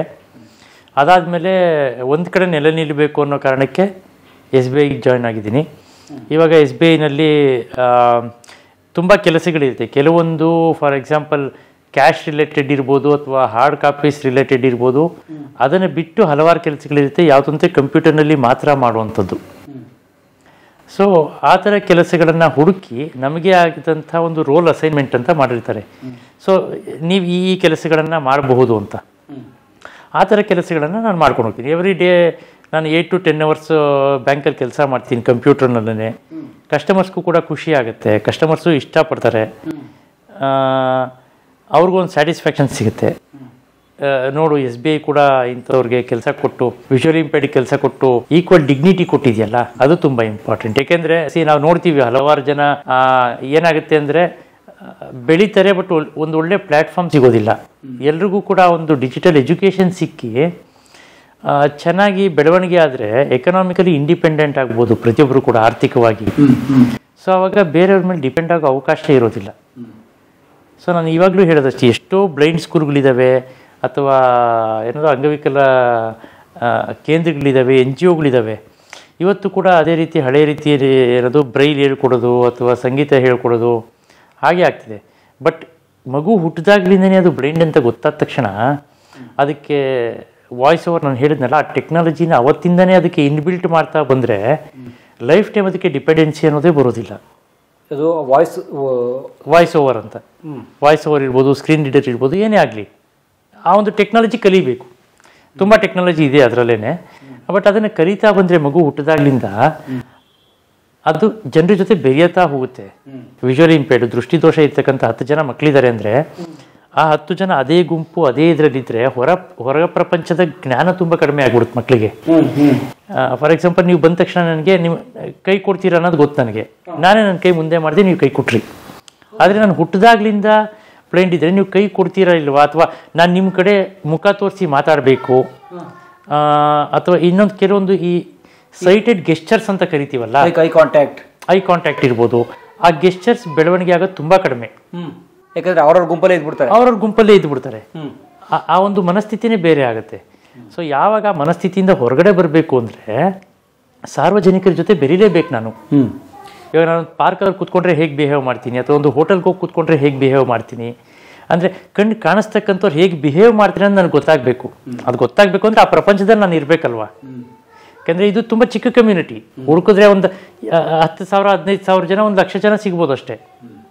ಆದರೆ ಕೋಟಿ ಜನದ ಮಧ್ಯೆ ನೀವು ಇದೀರಾ ಅಂತ ಹೇಳಿದಾಗ ಆ ಕೋಟಿ ಜನ ಹೇಗೆ ಬಿಹೇವ್ ಮಾಡ್ತೀರಿ ಅದೇ ರೀತಿ ನಾನು ಕೂಡ ಬಿಹೇವ್ ಮಾಡೋಕ್ಕೆ ಶುರು ಮಾಡಬೇಕಾಗತ್ತೆ. ಆ ಸಮಾಜಕ್ಕೆ ನಾನು ಹೊಂದ್ಕೋಬೇಕಾಗತ್ತೆ. ಅದು ತುಂಬ ಕಷ್ಟ ಆಗುತ್ತೆ, ಬಟ್ ಅದು ರಿಕ್ವೈರ್ಡ್ ಇವಾಗ. ಯಾಕೆಂದರೆ ನಾವು ಇನ್ಕ್ಲೂಸಿವ್ ಎಜುಕೇಷನ್ ಅನ್ನೋದೊಂದು ಕಾನ್ಸೆಪ್ಟ್ ಏನು ತರೋದಕ್ಕೆ ಹೊರಟಿದ್ದಾರೆ ಇವಾಗ, ಸಮನ್ವಯ ಶಿಕ್ಷಣ, ಅದು ತುಂಬ ಬೇಕಾಗಿದೆ. ವಿಜುವಲಿ ಇಂಪೇರ್ಡ್ ಮಕ್ಕಳು ಯಾರು ಅವ್ರವ್ರ ಮಧ್ಯೆನೇ ಬೆಳೀತಾ ಹೋದರೆ ಆ ಇನ್ಕ್ಲೂಸಿವಿಟಿ ಬೆಳೆಯೋದಿಲ್ಲ, ಸಮನ್ವಯತೆ ಬೆಳೆಯೋದಿಲ್ಲ. ನಾನು 4 ಜನದ ಜೊತೆ ಬೆಳೆದಾಗ ಮಾತ್ರ ನನಗೆ ಆ ಹೊರ ಪ್ರಪಂಚದ ಜ್ಞಾನ ನನಗೆ ಬೆಳೀತಾ ಹೋಗುತ್ತೆ. ಸೊ ಅವಾಗ ರಿಯಲ್ ಇನ್ಕ್ಲೂಸಿವ್ ಎಜುಕೇಷನ್ನ ಒಂದು ರಿಸಲ್ಟ್ನ ನೋಡೋಕ್ಕೆ ಸಾಧ್ಯ ಆಗುತ್ತೆ ನಮಗೆ. ಓಕೆ. ಸೊ ಬ್ಯಾಂಕ್ ಎಕ್ಸಾಮ್ ಅಂತ ಬರ್ದ್ರಲ್ಲ ಸರ್, ಸೊ ಹೇಗೆ ಸಿಕ್ತು ತಮಗೆ? ಅಂದರೆ BA ಬೇಸಿಸ್ ಮೇಲೆ? ಹೌದು, ನಾನು ಡಿಗ್ರಿ ಮಾಡಿದ್ನಲ್ಲ, ಡಿಗ್ರಿ ಬೇಸಿಸ್ ಮೇಲೆ ಬ್ಯಾಂಕ್ ಎಕ್ಸಾಮು ಬರೆದಿದ್ದು. ಏನು ಎಕ್ಸಾಮ್ ಅದು? ಬ್ಯಾಂಕಿಂಗ್ ಎಕ್ಸಾಮ್ ರೆಗ್ಯುಲರ್ ಆಗಿ ಪ್ರತಿ ವರ್ಷ ಸ್ಟೇಟ್ ಬ್ಯಾಂಕ್ ಆಫ್ ಇಂಡಿಯಾದವರು ಎಕ್ಸಾಮ್ ನಡೆಸ್ತಾರೆ. ಸುಮಾರು ನಾನು ಬರೆದಾಗ ಒಂದು 10 ಲಕ್ಷ ಜನ ಅಪ್ಲಿಕೇಶನ್ ಹಾಕಿದರು ಇಡೀ ದೇಶ. ಇಡೀ ದೇಶದಲ್ಲಿ 1200 ಅಥವಾ 1300 ಹುದ್ದೆ ಖಾಲಿ ಇತ್ತು. ಅದರಲ್ಲಿ ನಾನು ಒಬ್ಬ ಸೆಲೆಕ್ಟ್ ಆದೆ. ಬಟ್ ಶ್ರಮ ತುಂಬ ಇದೆ. ಜನ ಹೇಳಿದ್ನಲ್ಲ ಆವಾಗಲೇ, ನಿಮ್ಮ ಅಪ್ಪನ ರೆಕಮೆಂಡೇಶನ್ ಇರಬೇಕು, ನಿಂಗೆ ಸಿಕ್ಬಿಡ್ತು ಅಂತ ಹೇಳ್ತಾರೆ. ಬಟ್ 6 ತಿಂಗಳು ವರ್ಷ ನಾನು ಹಗಲು ರಾತ್ರಿ ಕೂತ್ಕೊಂಡು ಓದಿದ್ದು ಯಾರಿಗೂ ಕಾಣೋದಿಲ್ಲ. ಸೊ ಹಾಗೆ ಶ್ರಮ ಅಂತೂ ಬೇಕೇ ಬೇಕು. ಏನು ಓದಿದ್ರೆ ಆ್ಯಕ್ಚುಲಿ? ಈ ಉದಾಹರಣೆಗೆ ಸಾಫ್ಟ್ ಕಾಪಿ ಇರುತ್ತೆ ಸರ್. ಫಾರ್ ಎಕ್ಸಾಂಪಲ್, ಇವಾಗ ತುಂಬ ಬುಕ್ಸ್ ಬರುತ್ತೆ, ಕಾಂಪಿಟೇಟಿವ್ ಎಕ್ಸಾಮ್ಸ್ಗೆ ಬುಕ್ಸ್ ಬರುತ್ತೆ, ಜನರಲ್ ನಾಲೆಡ್ಜ್ಗೆ ಬುಕ್ಸ್ ಬರುತ್ತೆ, ಸಾಫ್ಟ್ ಕಾಪೀಸ್ ಬರುತ್ತೆ. ಇವಾಗ ನೀವು ನ್ಯೂಸ್ ಪೇಪರ್ ನಾವು ಮೊದಲು ಹಾರ್ಡ್ ಕಾಪೀಸ್ ಓದ್ತಾ ಇದ್ವಿ, ಮನೆಗೆ ಬರ್ತಾ ಇತ್ತು. ಇವಾಗ ಮೊಬೈಲ್ ತೆಗೆದು 2 ನಿಮಿಷಕ್ಕೆ ನ್ಯೂಸ್ ಪೇಪರ್ ಓದ್ಬಿಡ್ತೀವಿ ನಾವು. ಅದೇ ರೀತಿ ಕಾಂಪಿಟೇಟಿವ್ ಎಕ್ಸಾಮಿಗೆ ಸಂಬಂಧಪಟ್ಟಂತೆಯೂ ಕೂಡ ಹಲವಾರು ಕಂಟೆಂಟ್ ನಮಗೆ ಡಿಜಿಟಲ್ ಆಗಿ ಸಿಗುತ್ತೆ, PDF ಆಗಿ. ಸೊ ನಾನು ಸೇಮ್ ಸ್ಕ್ರೀನ್ ರೀಡರ್ ನಾನೇನು ಕಲ್ತಿದ್ದೀನಿ ಆ ಟೆಕ್ನಾಲಜಿ ಮುಖಾಂತರ ಆರಾಮಾಗಿ ಓದಿ ನಾವೇ ಪ್ರಿಪೇರ್ ಆಗ್ಬೋದು. ಎಲ್ಲ ಸಬ್ಜೆಕ್ಟ್ ಕೂಡ, ಪ್ರತಿಯೊಂದು ಕಂಟೆಂಟು ಕೂಡ ಈಗ ಆನ್ಲೈನಲ್ಲಿದೆ. ಪ್ರತಿದಿನ ನಾವು ಅಪ್ಡೇಟ್ ಆಗ್ತಾ ಇರಬೇಕು. ಬೆಳಗ್ಗೆ ಎದ್ದು ನಾನು ನ್ಯೂಸ್ ಪೇಪರ್ ಓದೋದ್ರಿಂದ ಇಡ್ಬೋದು, ಓದೋದು ಮೀನ್ಸ್ ಡಿಜಿಟಲ್ ಆಗಿ ನ್ಯೂಸ್ ಪೇಪರ್ ಓದೋದ್ರಿಂದ ಇಡ್ಬೋದು. ಆ್ಯಸ್ ಎ ಫೈನಾನ್ಷಿಯಲ್ ಅಡ್ವೈಸರ್ ನನಗೆ ತುಂಬ ನಾಲೆಡ್ಜ್ ಬೇಕಾಗುತ್ತೆ. ಇವತ್ತು ಮಾರ್ಕೆಟ್ ಹೇಗಿದೆ, ಸೆನ್ಸೆಕ್ಸ್ ಹೇಗಿದೆ, ಯಾಕೆಂದರೆ ಜನ ಬರ್ತಾರೆ ನಮಗೆ ಫೈನಾನ್ಷಿಯಲ್ ಅಡ್ವೈಸ್ ಕೇಳೋದಕ್ಕೆ ಬ್ಯಾಂಕಿಗೆ. So I should be update, I should be able to guide them as per the present criterias ಅಲ್ವಾ. ಸಕಾಲಿಕ ಮಾಹಿತಿ ಬೇಕೇ ಬೇಕು. ಹಾಗಾಗಿ ನನ್ನನ್ನು ನಾನು ಅಪ್ಗ್ರೇಡ್ ಮಾಡ್ಕೊಳ್ಳೇಬೇಕು. ಪ್ರತಿದಿನ ಓದಲೇಬೇಕಾಗತ್ತೆ. ಪ್ರತಿದಿನ ಹೊಸ ಇನ್ಫಾರ್ಮೇಷನ್ ಏನು ಬರುತ್ತೆ, ಮಾರ್ಕೆಟ್ ಹೇಗೆ ಹೋಗ್ತಾ ಇದೆ, ಇನ್ವೆಸ್ಟ್ಮೆಂಟ್ ಸ್ಟ್ರಾಟಜೀಸ್ ಹೇಗಿರುತ್ತೆ, ಬ್ಯಾಂಕ್ನಲ್ಲಿ ಯಾವ ರೀತಿ ಬೆಳವಣಿಗೆಗಳು ನಡೀತಾ ಇದೆ, ಅದನ್ನು ಪ್ರತಿದಿನ ನಾನು ಅಪ್ಡೇಟ್ ಮಾಡ್ಕೊಂಡ್ರೆ ಮಾತ್ರ ಸಾಧ್ಯ. ಇಲ್ಲಾಂದರೆ ನಿಂತು ನೀರಾಗ್ಬಿಡ್ತೀವಿ. ಸೊ ಈಗ ನಾವೇನು ಓದ್ತೀವಿ ಅದನ್ನು ಕೇಳಿಸ್ಕೊತೀರಾ ಆ್ಯಕ್ಚುಲಿ? ಹೌದೌದು, ನೀವೇನು ಓದ್ತೀರಾ ಅದು ಕೇಳಿಸ್ಕೊತೀರಾ. ತುಂಬ ಸಿಂಪಲಾಗಿ ಹೇಳಬೇಕು ಅಂದರೆ, ನೀವು ಕಾರಲ್ಲಿ ಹೋಗೋ ಗೂಗಲ್ ಮ್ಯಾಪ್ಸ್ ಹಾಕ್ತೀರಾ, ಸಡನ್ ನಿಮ್ಮ ಕಣ್ಣು ಸ್ಕ್ರೀನ್ ಒಳಗಡೆ ಹೋಗೋದಿಲ್ಲ, ಆದರೂ ಆ ಒಂದು ಆಡಿಯೋ ಬರುತ್ತೆ, in 10 meters you take left turn ಅಂತ. ಹೌದಾ? ಸೊ ಅದೇ ರೀತಿ ಪ್ರತಿಯೊಂದು ಲೈನು ಕೂಡ ನಮಗೆ ಓದ್ತಾ ಹೇಳ್ತಾ ಹೋಗುತ್ತದು ಸಾಫ್ಟ್ವೇರು. ಅದನ್ನು ಓದೋದಕ್ಕೆ ಅಥವಾ ಬರೆಯೋದಕ್ಕೆ ಒಂದು ಸಪ್ರೇಟ್ ರೀತಿ ಇರುತ್ತೆ, ಅದನ್ನು ಕಲಿಬೇಕಾಗತ್ತೆ. ಅದನ್ನು ಕಲಿತ್ರೆ ನೀವು ಒಬ್ಬ ಕಣ್ಣು ಕಾಣಿಸ್ತಕ್ಕಂಥ ವ್ಯಕ್ತಿ ಕಂಪ್ಯೂಟರ್ನಲ್ಲಿ ಎಷ್ಟು ಸುಲಭವಾಗಿ ಕೆಲಸ ಮಾಡ್ಬೋದು, ಅಷ್ಟೇ ಸುಲಭವಾಗಿ ಕಣ್ಣು ಕಾಣಿಸ್ತೇ ಇರ್ತಕ್ಕಂಥ ವ್ಯಕ್ತಿ ಕೂಡ ಕೆಲಸ ಮಾಡ್ಬೋದು. ಕಲಿಬೇಕಷ್ಟೆ. ಸೊ ಎಕ್ಸಾಮ್ ಹೇಗೆ ಬರೆದ್ರಿ? ಎಕ್ಸಾಮು ಸರ್ ನಮಗೆ ಸ್ಕ್ರೈಬ್ ಫೆಸಿಲಿಟಿ ಬೇಕಾಗುತ್ತೆ. ಯಾಕೆಂದರೆ ಕೆಲವೊಂದು ಹಾರ್ಡ್ ಕಾಪೀಸ್ ಕೂಡ ಬರೀಬೇಕಿತ್ತು ನಮ್ಮ ಕಾಲದಲ್ಲಿ, ಇವಾಗ ಅದಿಲ್ಲ. ಸೊ ಒಬ್ಬ ಸ್ಕ್ರೈಬ್ನ ಹೆಲ್ಪ್ ತಗೊಂಡು, ಸ್ಕ್ರೈಬ್ ಅಂದರೆ ಯಾರಾದರೂ ಒಬ್ಬ ವಿದ್ಯಾರ್ಥಿ ಅಥವಾ ವಿದ್ಯಾರ್ಥಿನಿ ಕರ್ಕೊಂಡು ಹೋಗ್ಬೋದು. ಈ SLC ಆಗಿರೋರು ಅಥವಾ PUC ಆಗಿರೋಕ್ಕಂಥ ವ್ಯಕ್ತಿನ, ಚಿಕ್ಕ ಮಕ್ಕಳನ್ನ ಕರ್ಕೊಂಡು ಹೋಗ್ಬೇಕು ನಮ್ಮ ಜೊತೆ. ಅವರು ಪ್ರಶ್ನೆನ ಓದಿ ಹೇಳ್ತಾರೆ, ನಾವು ಉತ್ತರ ಹೇಳ್ತೀವಿ, ಅವ್ರು ಬರೀತಾರೆ. ಹಾಗೆ ಓಕೆ, ಈ ಫೆಸಿಲಿಟಿ ಪ್ರತಿಯೊಬ್ಬರಲ್ಲೂ ಇದೆ. ಇವಾಗ ನಮ್ಮ ಶಿಕ್ಷಣ ಇಲಾಖೆ ಕೂಡ ಪ್ರತಿಯೊಬ್ಬ ಮಕ್ಕಳಿಗೂ ಹೈಸ್ಕೂಲ್ ಇರ್ಬೋದು, ಮಿಡಿಲ್ ಸ್ಕೂಲ್ ಇರ್ಬೋದು, ಎಲ್ರಿಗೂ ಕೂಡ ಈ ಫೆಸಿಲಿಟಿ ಇದೆ. ಸ್ಕ್ರೈಬ್ ಫೆಸಿಲಿಟಿ ಪ್ರತಿಯೊಬ್ಬರು ಕೂಡ ಅದನ್ನು ಬಳಸ್ಕೊಂಡು ಯಾವುದೇ ಎಕ್ಸಾಮ್ ಕೂಡ, ಇನ್ಕ್ಲೂಡಿಂಗ್ IAS ಎಕ್ಸಾಮ್ ಕೂಡ ಬರಿಬೋದು. ಸೊ ನೀವು ಯಾರು ಕರ್ಕೊಂಡು ಹೋಗಿದ್ರಿ ಸ್ಕ್ರೈಬ್ ಆಗಿ? ನನ್ನ ಕಾಲದಲ್ಲಿ ನಮ್ಮ ಸ್ನೇಹಿತರೊಬ್ಬರು ತಮ್ಮ ಇದ್ದರು, ಆವಾಗ ತಾನೇ ಡಿಗ್ರಿ ಮಾಡೋಕ್ಕೆ ಶುರು ಮಾಡಿದರು, ಅವ್ರನ್ನ ಕರ್ಕೊಂಡು ಹೋಗಿದ್ವಿ. ಅವ್ರು ನೀವು ಹೇಳಿದ್ ಬರೀತಾರೆ? ಹಾಂ ಹೌದು, ಅವ್ರು ಪ್ರಶ್ನೆ ಓದಿ ಹೇಳ್ತಾರೆ, ನಾವು ಅಬ್ವಿಯಸ್ಲಿ ನಾವು ಪ್ರಿಪೇರ್ ಆಗಿರ್ತೀವಲ್ಲ, ಉತ್ತರಗಳನ್ನು ಹೇಳ್ತೀವಿ, ಅವ್ರು ಬರಿತಾ ಹೋಗ್ತಾರೆ. ಓಕೆ, ಸೊ ಅವ್ರು ನೀವು ಹೇಳಿದ್ದನ್ನೇ ಬರ್ಕೋಬೇಕು, ಬೇರೆ ಬರೆಯಂಗಿಲ್ಲ? ಹೌದು, ಬೇರೆ ಬರೆದ್ರೆ ತೊಂದರೆ ಆಗುತ್ತೆ. ಪದ ಅದೇ ಬರ್ಕೋಬೇಕು, ಪದ ಅದೇ ಬರೀಬೇಕು. ಆದರೂ ಕೂಡ ತುಂಬ ಸಮಸ್ಯೆ ಆಗುತ್ತೆ. ಫಾರ್ ಎಕ್ಸಾಂಪಲ್, ನನಗೊಂದು ಪ್ರಮೋಷನ್ ಎಕ್ಸಾಮ್ ಇತ್ತು ಮೊನ್ನೆ, ಏನದು ಜಸ್ಟ್ 1 ವೀಕ್ ಬ್ಯಾಕ್ ಒಂದು ಎಕ್ಸಾಮ್ ಬರೆಯೋಕ್ಕೆ ಹೋಗಿದ್ದೆ, ಪ್ರಮೋಷನ್ ತೊಗೊಳೋದಕ್ಕೆ. ಆವಾಗ ಹೀಗೆ ಒಬ್ಬರು ಸ್ಕ್ರೈಬ್ನ ಕರ್ಕೊಂಡು ಹೋಗಿದ್ವಿ. ನಾನು ಓದ್ತಾ ಹೇಳ್ತಾ ಹೋಗ್ತೀನಿ, ನಾವು ಕಂಪ್ಯೂಟರ್ ಟೈಪ್ ಮಾಡ್ತಾ ಹೋಗಬೇಕು. BR ಆ್ಯಕ್ಟ್ ಅಂತ ಬರೆಯಮ್ಮ ಅಂದರೆ DR ಆ್ಯಕ್ಟ್ ಅಂತ ಬರೆದಿದ್ರು. ಬ್ಯಾಂಕಿಂಗ್ ರೆಗ್ಯುಲೇಷನ್ ಆ್ಯಕ್ಟ್ ಬದಲು DR ಆ್ಯಕ್ಟ್ ಅಂತ. ಅದನ್ನು ನಾನು ನೋಡೋಕ್ಕಾಗಲ್ಲ. ನನ್ನ ಹಿಂದೆ ನಿಂತಹ ಇನ್ನೊಬ್ಬರು ಇನ್ವಿಜಿಲೇಟರ್ ಅದೇನದು DR ಅಂತಿದೆ ಅಂತ, ಅಲ್ಲಪ್ಪ ಅದು DR ಅಲ್ಲ, BR ಬ್ಯಾಂಕಿಂಗ್ ರೆಗ್ಯುಲೇಷನ್ ಆ್ಯಕ್ಟ್ ಅಂತ. ಸೊ ಆ ಥರ ಮಿಸ್ಟೇಕ್ ಆಗು ಕೂಡ ತುಂಬ ಸಮಸ್ಯೆ ಆಗೋ ಅವಕಾಶಗಳಿರುತ್ತೆ. ಯಾಕೆಂದರೆ ನಾನೊಂದು ಹೇಳ್ತೀನಿ, ಅವರೊಂದು ಬರೀತಾರೆ, ನಾನು ಎಕ್ಸ್ಪೆಕ್ಟ್ ಮಾಡಿರ್ತಕ್ಕಂಥ ರಿಸಲ್ಟ್ ಬರ್ದಲ್ಲೇ ಇರ್ಬೋದು ಅವಾಗ. ನೋಡಿ ಸೊ ಅವಾಗ ಏನಾಗುತ್ತೆ, ಟೆಕ್ನಾಲಜಿ ನಾನೇ ಕಲ್ತ್ಬಿಟ್ರೆ. ಇವಾಗ ನಮ್ಮ ಎಷ್ಟೋ ಬ್ಯಾಂಕಿಂಗ್ ಎಕ್ಸಾಮ್ಗಳು, ಇಂಟರ್ನಲ್ ಎಕ್ಸಾಮ್ ನಾವೇ ಬರಿತೀವಿ. ಅವಾಗ ನನಗೆ ಕಾನ್ಫಿಡೆನ್ಸು, ನಾನು ಏನು ಅಂದ್ಕೊಂಡಿದ್ದೀನಿ, ನಾನೇನು ಓದಿದ್ದೀನಿ, ನಾನೇ ಬರಿಬೋದಲ್ಲಿ. ಸೊ ಸ್ಕ್ರೈಬ್ ಮೇಲೆ ಡಿಪೆಂಡ್ ಆದಾಗ ಆಬ್ವಿಯಸ್ಲಿ ಅದೊಂದು ಕೆಲವೊಂದು ಸಲ ತಪ್ಪುಗಳಾಗೇ ಆಗುತ್ತೆ, ಏನು ಮಾಡೋಕ್ಕಾಗಲ್ಲ. ಅದು ರಿಯಾಲಿಟಿ ಅಕ್ಸೆಪ್ಟ್ ಮಾಡಬೇಕು. ನಾವು ಯಾರನ್ನೂ ಬ್ಲೇಮ್ ಮಾಡೋದಕ್ಕೂ ಆಗೋದಿಲ್ಲ. ಅದಕ್ಕೆ ಕಮ್ಯುನಿಕೇಷನ್ ಗ್ಯಾಪ್ ಆಗ್ಬೋದು. ಸೊ ಅಷ್ಟು ಸವಾಲು ಮಧ್ಯನೂ 10 ಲಕ್ಷ ಜನದ ಮಧ್ಯೆ ಇದ್ದ 1600 ಜನದಲ್ಲಿ ನೀವೊಬ್ರು? ಹೌದು ಸರ್, 1600 ಜನದಲ್ಲಿ ಭಾರತದಲ್ಲಿ ನಾನು ಒಬ್ಬ. ನನ್ನಂತ ಹಲವಾರು ಜನ. ಕಣ್ಣು ಸಮಸ್ಯೆ ಇದ್ದವರಲ್ಲಿ ನೀವು ಒಬ್ಬರೇನಾ? ಕಣ್ಣು ಸಮಸ್ಯೆ ಇದ್ದವರಲ್ಲಿ ಇಬ್ಬರೇ ಕರ್ನಾಟಕದಲ್ಲಿ. ಇಡೀ ಇಂಡಿಯಾದಲ್ಲಿ 8 ಜನ ಏನೋ ಇದ್ರು ಅನ್ಸುತ್ತೆ, ಕರ್ನಾಟಕದಲ್ಲಿ ಇಬ್ಬರೇ. ನೀವೊಬ್ಬರು, ಇನ್ನೊಬ್ರು? ಹೌದು. ಈ 6 ಕೋಟಿ ಜನದಲ್ಲಿ? ಹೌದು. ಓನ್ಲಿ ಟೂ ಅದರಲ್ಲಿ ನಾನು ಒಬ್ಬ. ವಾವ್, ಬಟ್ ಟಫೆಸ್ಟ್ ಎಕ್ಸಾಮ್ ಅದು. ಹೌದು sir, it is more or less equal to ನಮ್ಮ IAS ಎಕ್ಸಾಮ್ ಇದ್ದಾಗಿರುತ್ತೆ. ಯಾಕೆಂದರೆ ಅದು ಪ್ರಿಲಿಮಿನರಿ ಎಕ್ಸಾಮ್ ಇರುತ್ತೆ, ಮೇನ್ಸ್ ಎಕ್ಸಾಮ್ ಇರುತ್ತೆ, ಅದಾದ ನಂತರ HR ರೌಂಡ್ ಇರುತ್ತೆ. ಸೇಮ್ ನಮ್ಮ IAS ಯಾವ ರೀತಿ ಫಾಲೋ ಮಾಡ್ಕೊಂಡು ಹೋಗ್ತಾರೆ, ಸೇಮ್ ರೂಲ್ಸ್ ಇದ್ದೇ ಇರುತ್ತೆ. ಪ್ರತಿಯೊಂದನ್ನು ಅಟೆಂಡ್ ಮಾಡಿ, ಇಂಟರ್ವ್ಯೂ ಅಟೆಂಡ್ ಮಾಡಿ ಪಾಸ್ ಆಗಿದ್ದು. ಫಸ್ಟ್ ಅಟೆಂಪ್ಟೇ ಪಾಸು? ಹಾಂ, ಫಸ್ಟ್ ಅಟೆಂಪ್ಟ್. ಹೌದು. IAS pass? SBI ಪಾಸ್ ಅಲ್ಲ, ಗೊತ್ತಾಯ್ತು. IAS ಥರ ಹೌದು, ಥರ IAS ರೇಂಜ್ ಅಂದ್ರಲ್ಲ. ಹಾಂ, ಆ ಮಟ್ಟಕ್ಕೆ ಇರ್ಬೋದು. ಕಷ್ಟ ಅಷ್ಟಿದ್ದೇ ಇರುತ್ತೆ. ಹೌದು, exam. So that's equal to IAS grade ಏನಲ್ಲ, ಲೈಕ್ ಕ್ಲಾಸ್ 1 ಹತ್ರ ಅಂತಾರಲ್ಲ? ಹಾಂ, ಸ್ಕೇಲ್ 1 ಆಫೀಸರ್, ಸ್ಕೇಲ್ 2 ಆಫೀಸರ್ ಅಂತ ಇರ್ತಾರಲ್ಲ. ಸೊ ನಾನಿವಾಗ ಸ್ಕೇಲ್ 2 ಆಫೀಸರು. ಇಂಟರ್ವ್ಯೂನಲ್ಲಿ ಹೌದು ಆಬ್ವಿಯಸ್ಲಿ ಕೇಳಿದ್ರು, ನೀವೇನು ಕೆಲಸ ಮಾಡ್ತೀರಾ ಬ್ಯಾಂಕಿಗೋಸ್ಕರ ಅಂತ. ಬಟ್ ನಾನು ಆಲ್ರೆಡಿ ಪ್ರಿಪೇರ್ ಆಗಿದ್ದೆ. ಫಾರ್ ಎಕ್ಸಾಂಪಲ್, ಒಬ್ಬ ದೃಷ್ಟಿದೋಷ ಇರ್ತಕ್ಕಂಥ ವ್ಯಕ್ತಿ ಬ್ಯಾಂಕ್ನಲ್ಲಿ ಹಾರ್ಡ್ ಕಾಪೀಸ್ ಮುಟ್ಟದಲೆ, ಕ್ಯಾಶ್ ಮುಟ್ಟದಲೆ ಎಷ್ಟು ಕೆಲಸ ಮಾಡ್ಬೋದು ಅನ್ನೋ ಒಂದು ಪಟ್ಟಿ ನನ್ನ ಹತ್ರ ಆಲ್ರೆಡಿ ಇತ್ತು. ಈ ಕೆಲಸಗಳನ್ನ ಆಲ್ರೆಡಿ ಮಾಡ್ಬೋದು ನಾವು ಅಂತ. ಸೊ ಆಲ್ರೆಡಿ ನನಗಿಂತ ಮುಂಚೆ ಅಪಾಯಿಂಟ್ ಆದವರು ಕೂಡ ಆ ಕೆಲಸಗಳನ್ನು ಮಾಡ್ತಾಯಿದ್ರು. ಅಂಥವ್ರನ್ನ ಮೀಟ್ ಮಾಡಿ ಅವ್ರ ಹತ್ರ ಮಾಹಿತಿ ತೊಗೊಂಡು ನಾನು ಆಲ್ರೆಡಿ ಪ್ರಿಪೇರ್ ಆಗಿದ್ದೆ. ಸೊ ಆ ವಿಚಾರಗಳನ್ನ ಅವ್ರಿಗೆ ಹೇಳಿದ ತಕ್ಷಣ ಖುಷಿ ಆಗೋಯ್ತು.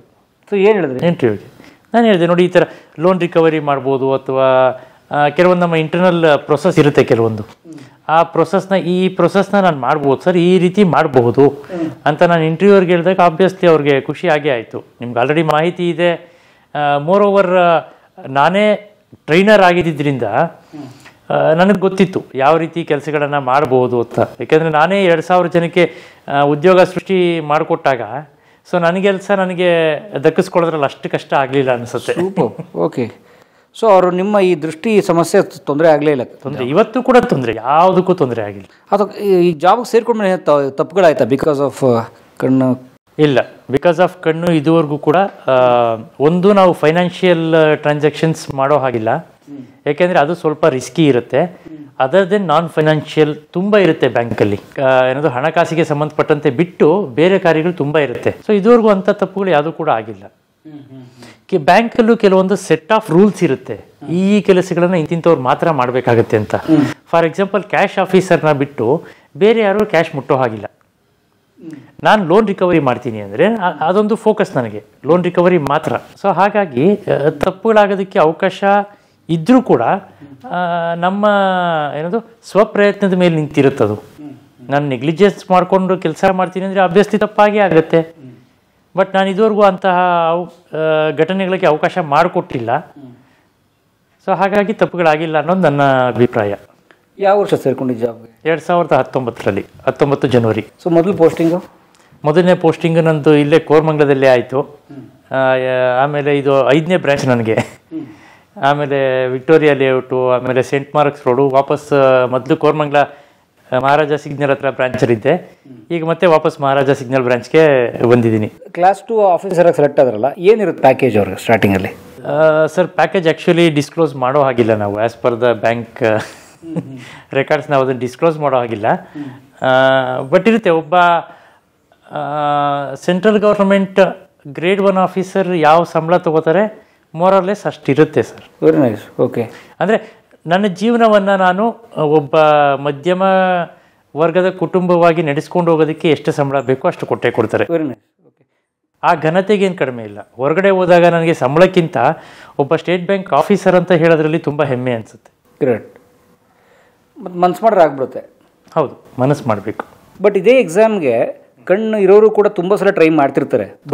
ಒಂದೇ ಅಟೆಂಪ್ಟಲ್ಲಿ ಪಾಸ್ ಆಗೋರು ಭಾಳ ಕಮ್ಮಿ ಇದ್ದಾರೆ. ಹೌದೌದು, ಒಂದೇ ಅಟೆಂಪ್ಟಲ್ಲೇ ಪಾಸ್ ಆಗ್ಬೋದು. ಅದು it depends on like how much effort you put in. ನೀವು ಎಷ್ಟು ಶ್ರಮ ಹಾಕ್ತೀರ ಅನ್ನೋದ್ರ ಮೇಲೂ ಕೂಡ ಅದು ಡಿಪೆಂಡ್ ಆಗುತ್ತಲ್ವಾ.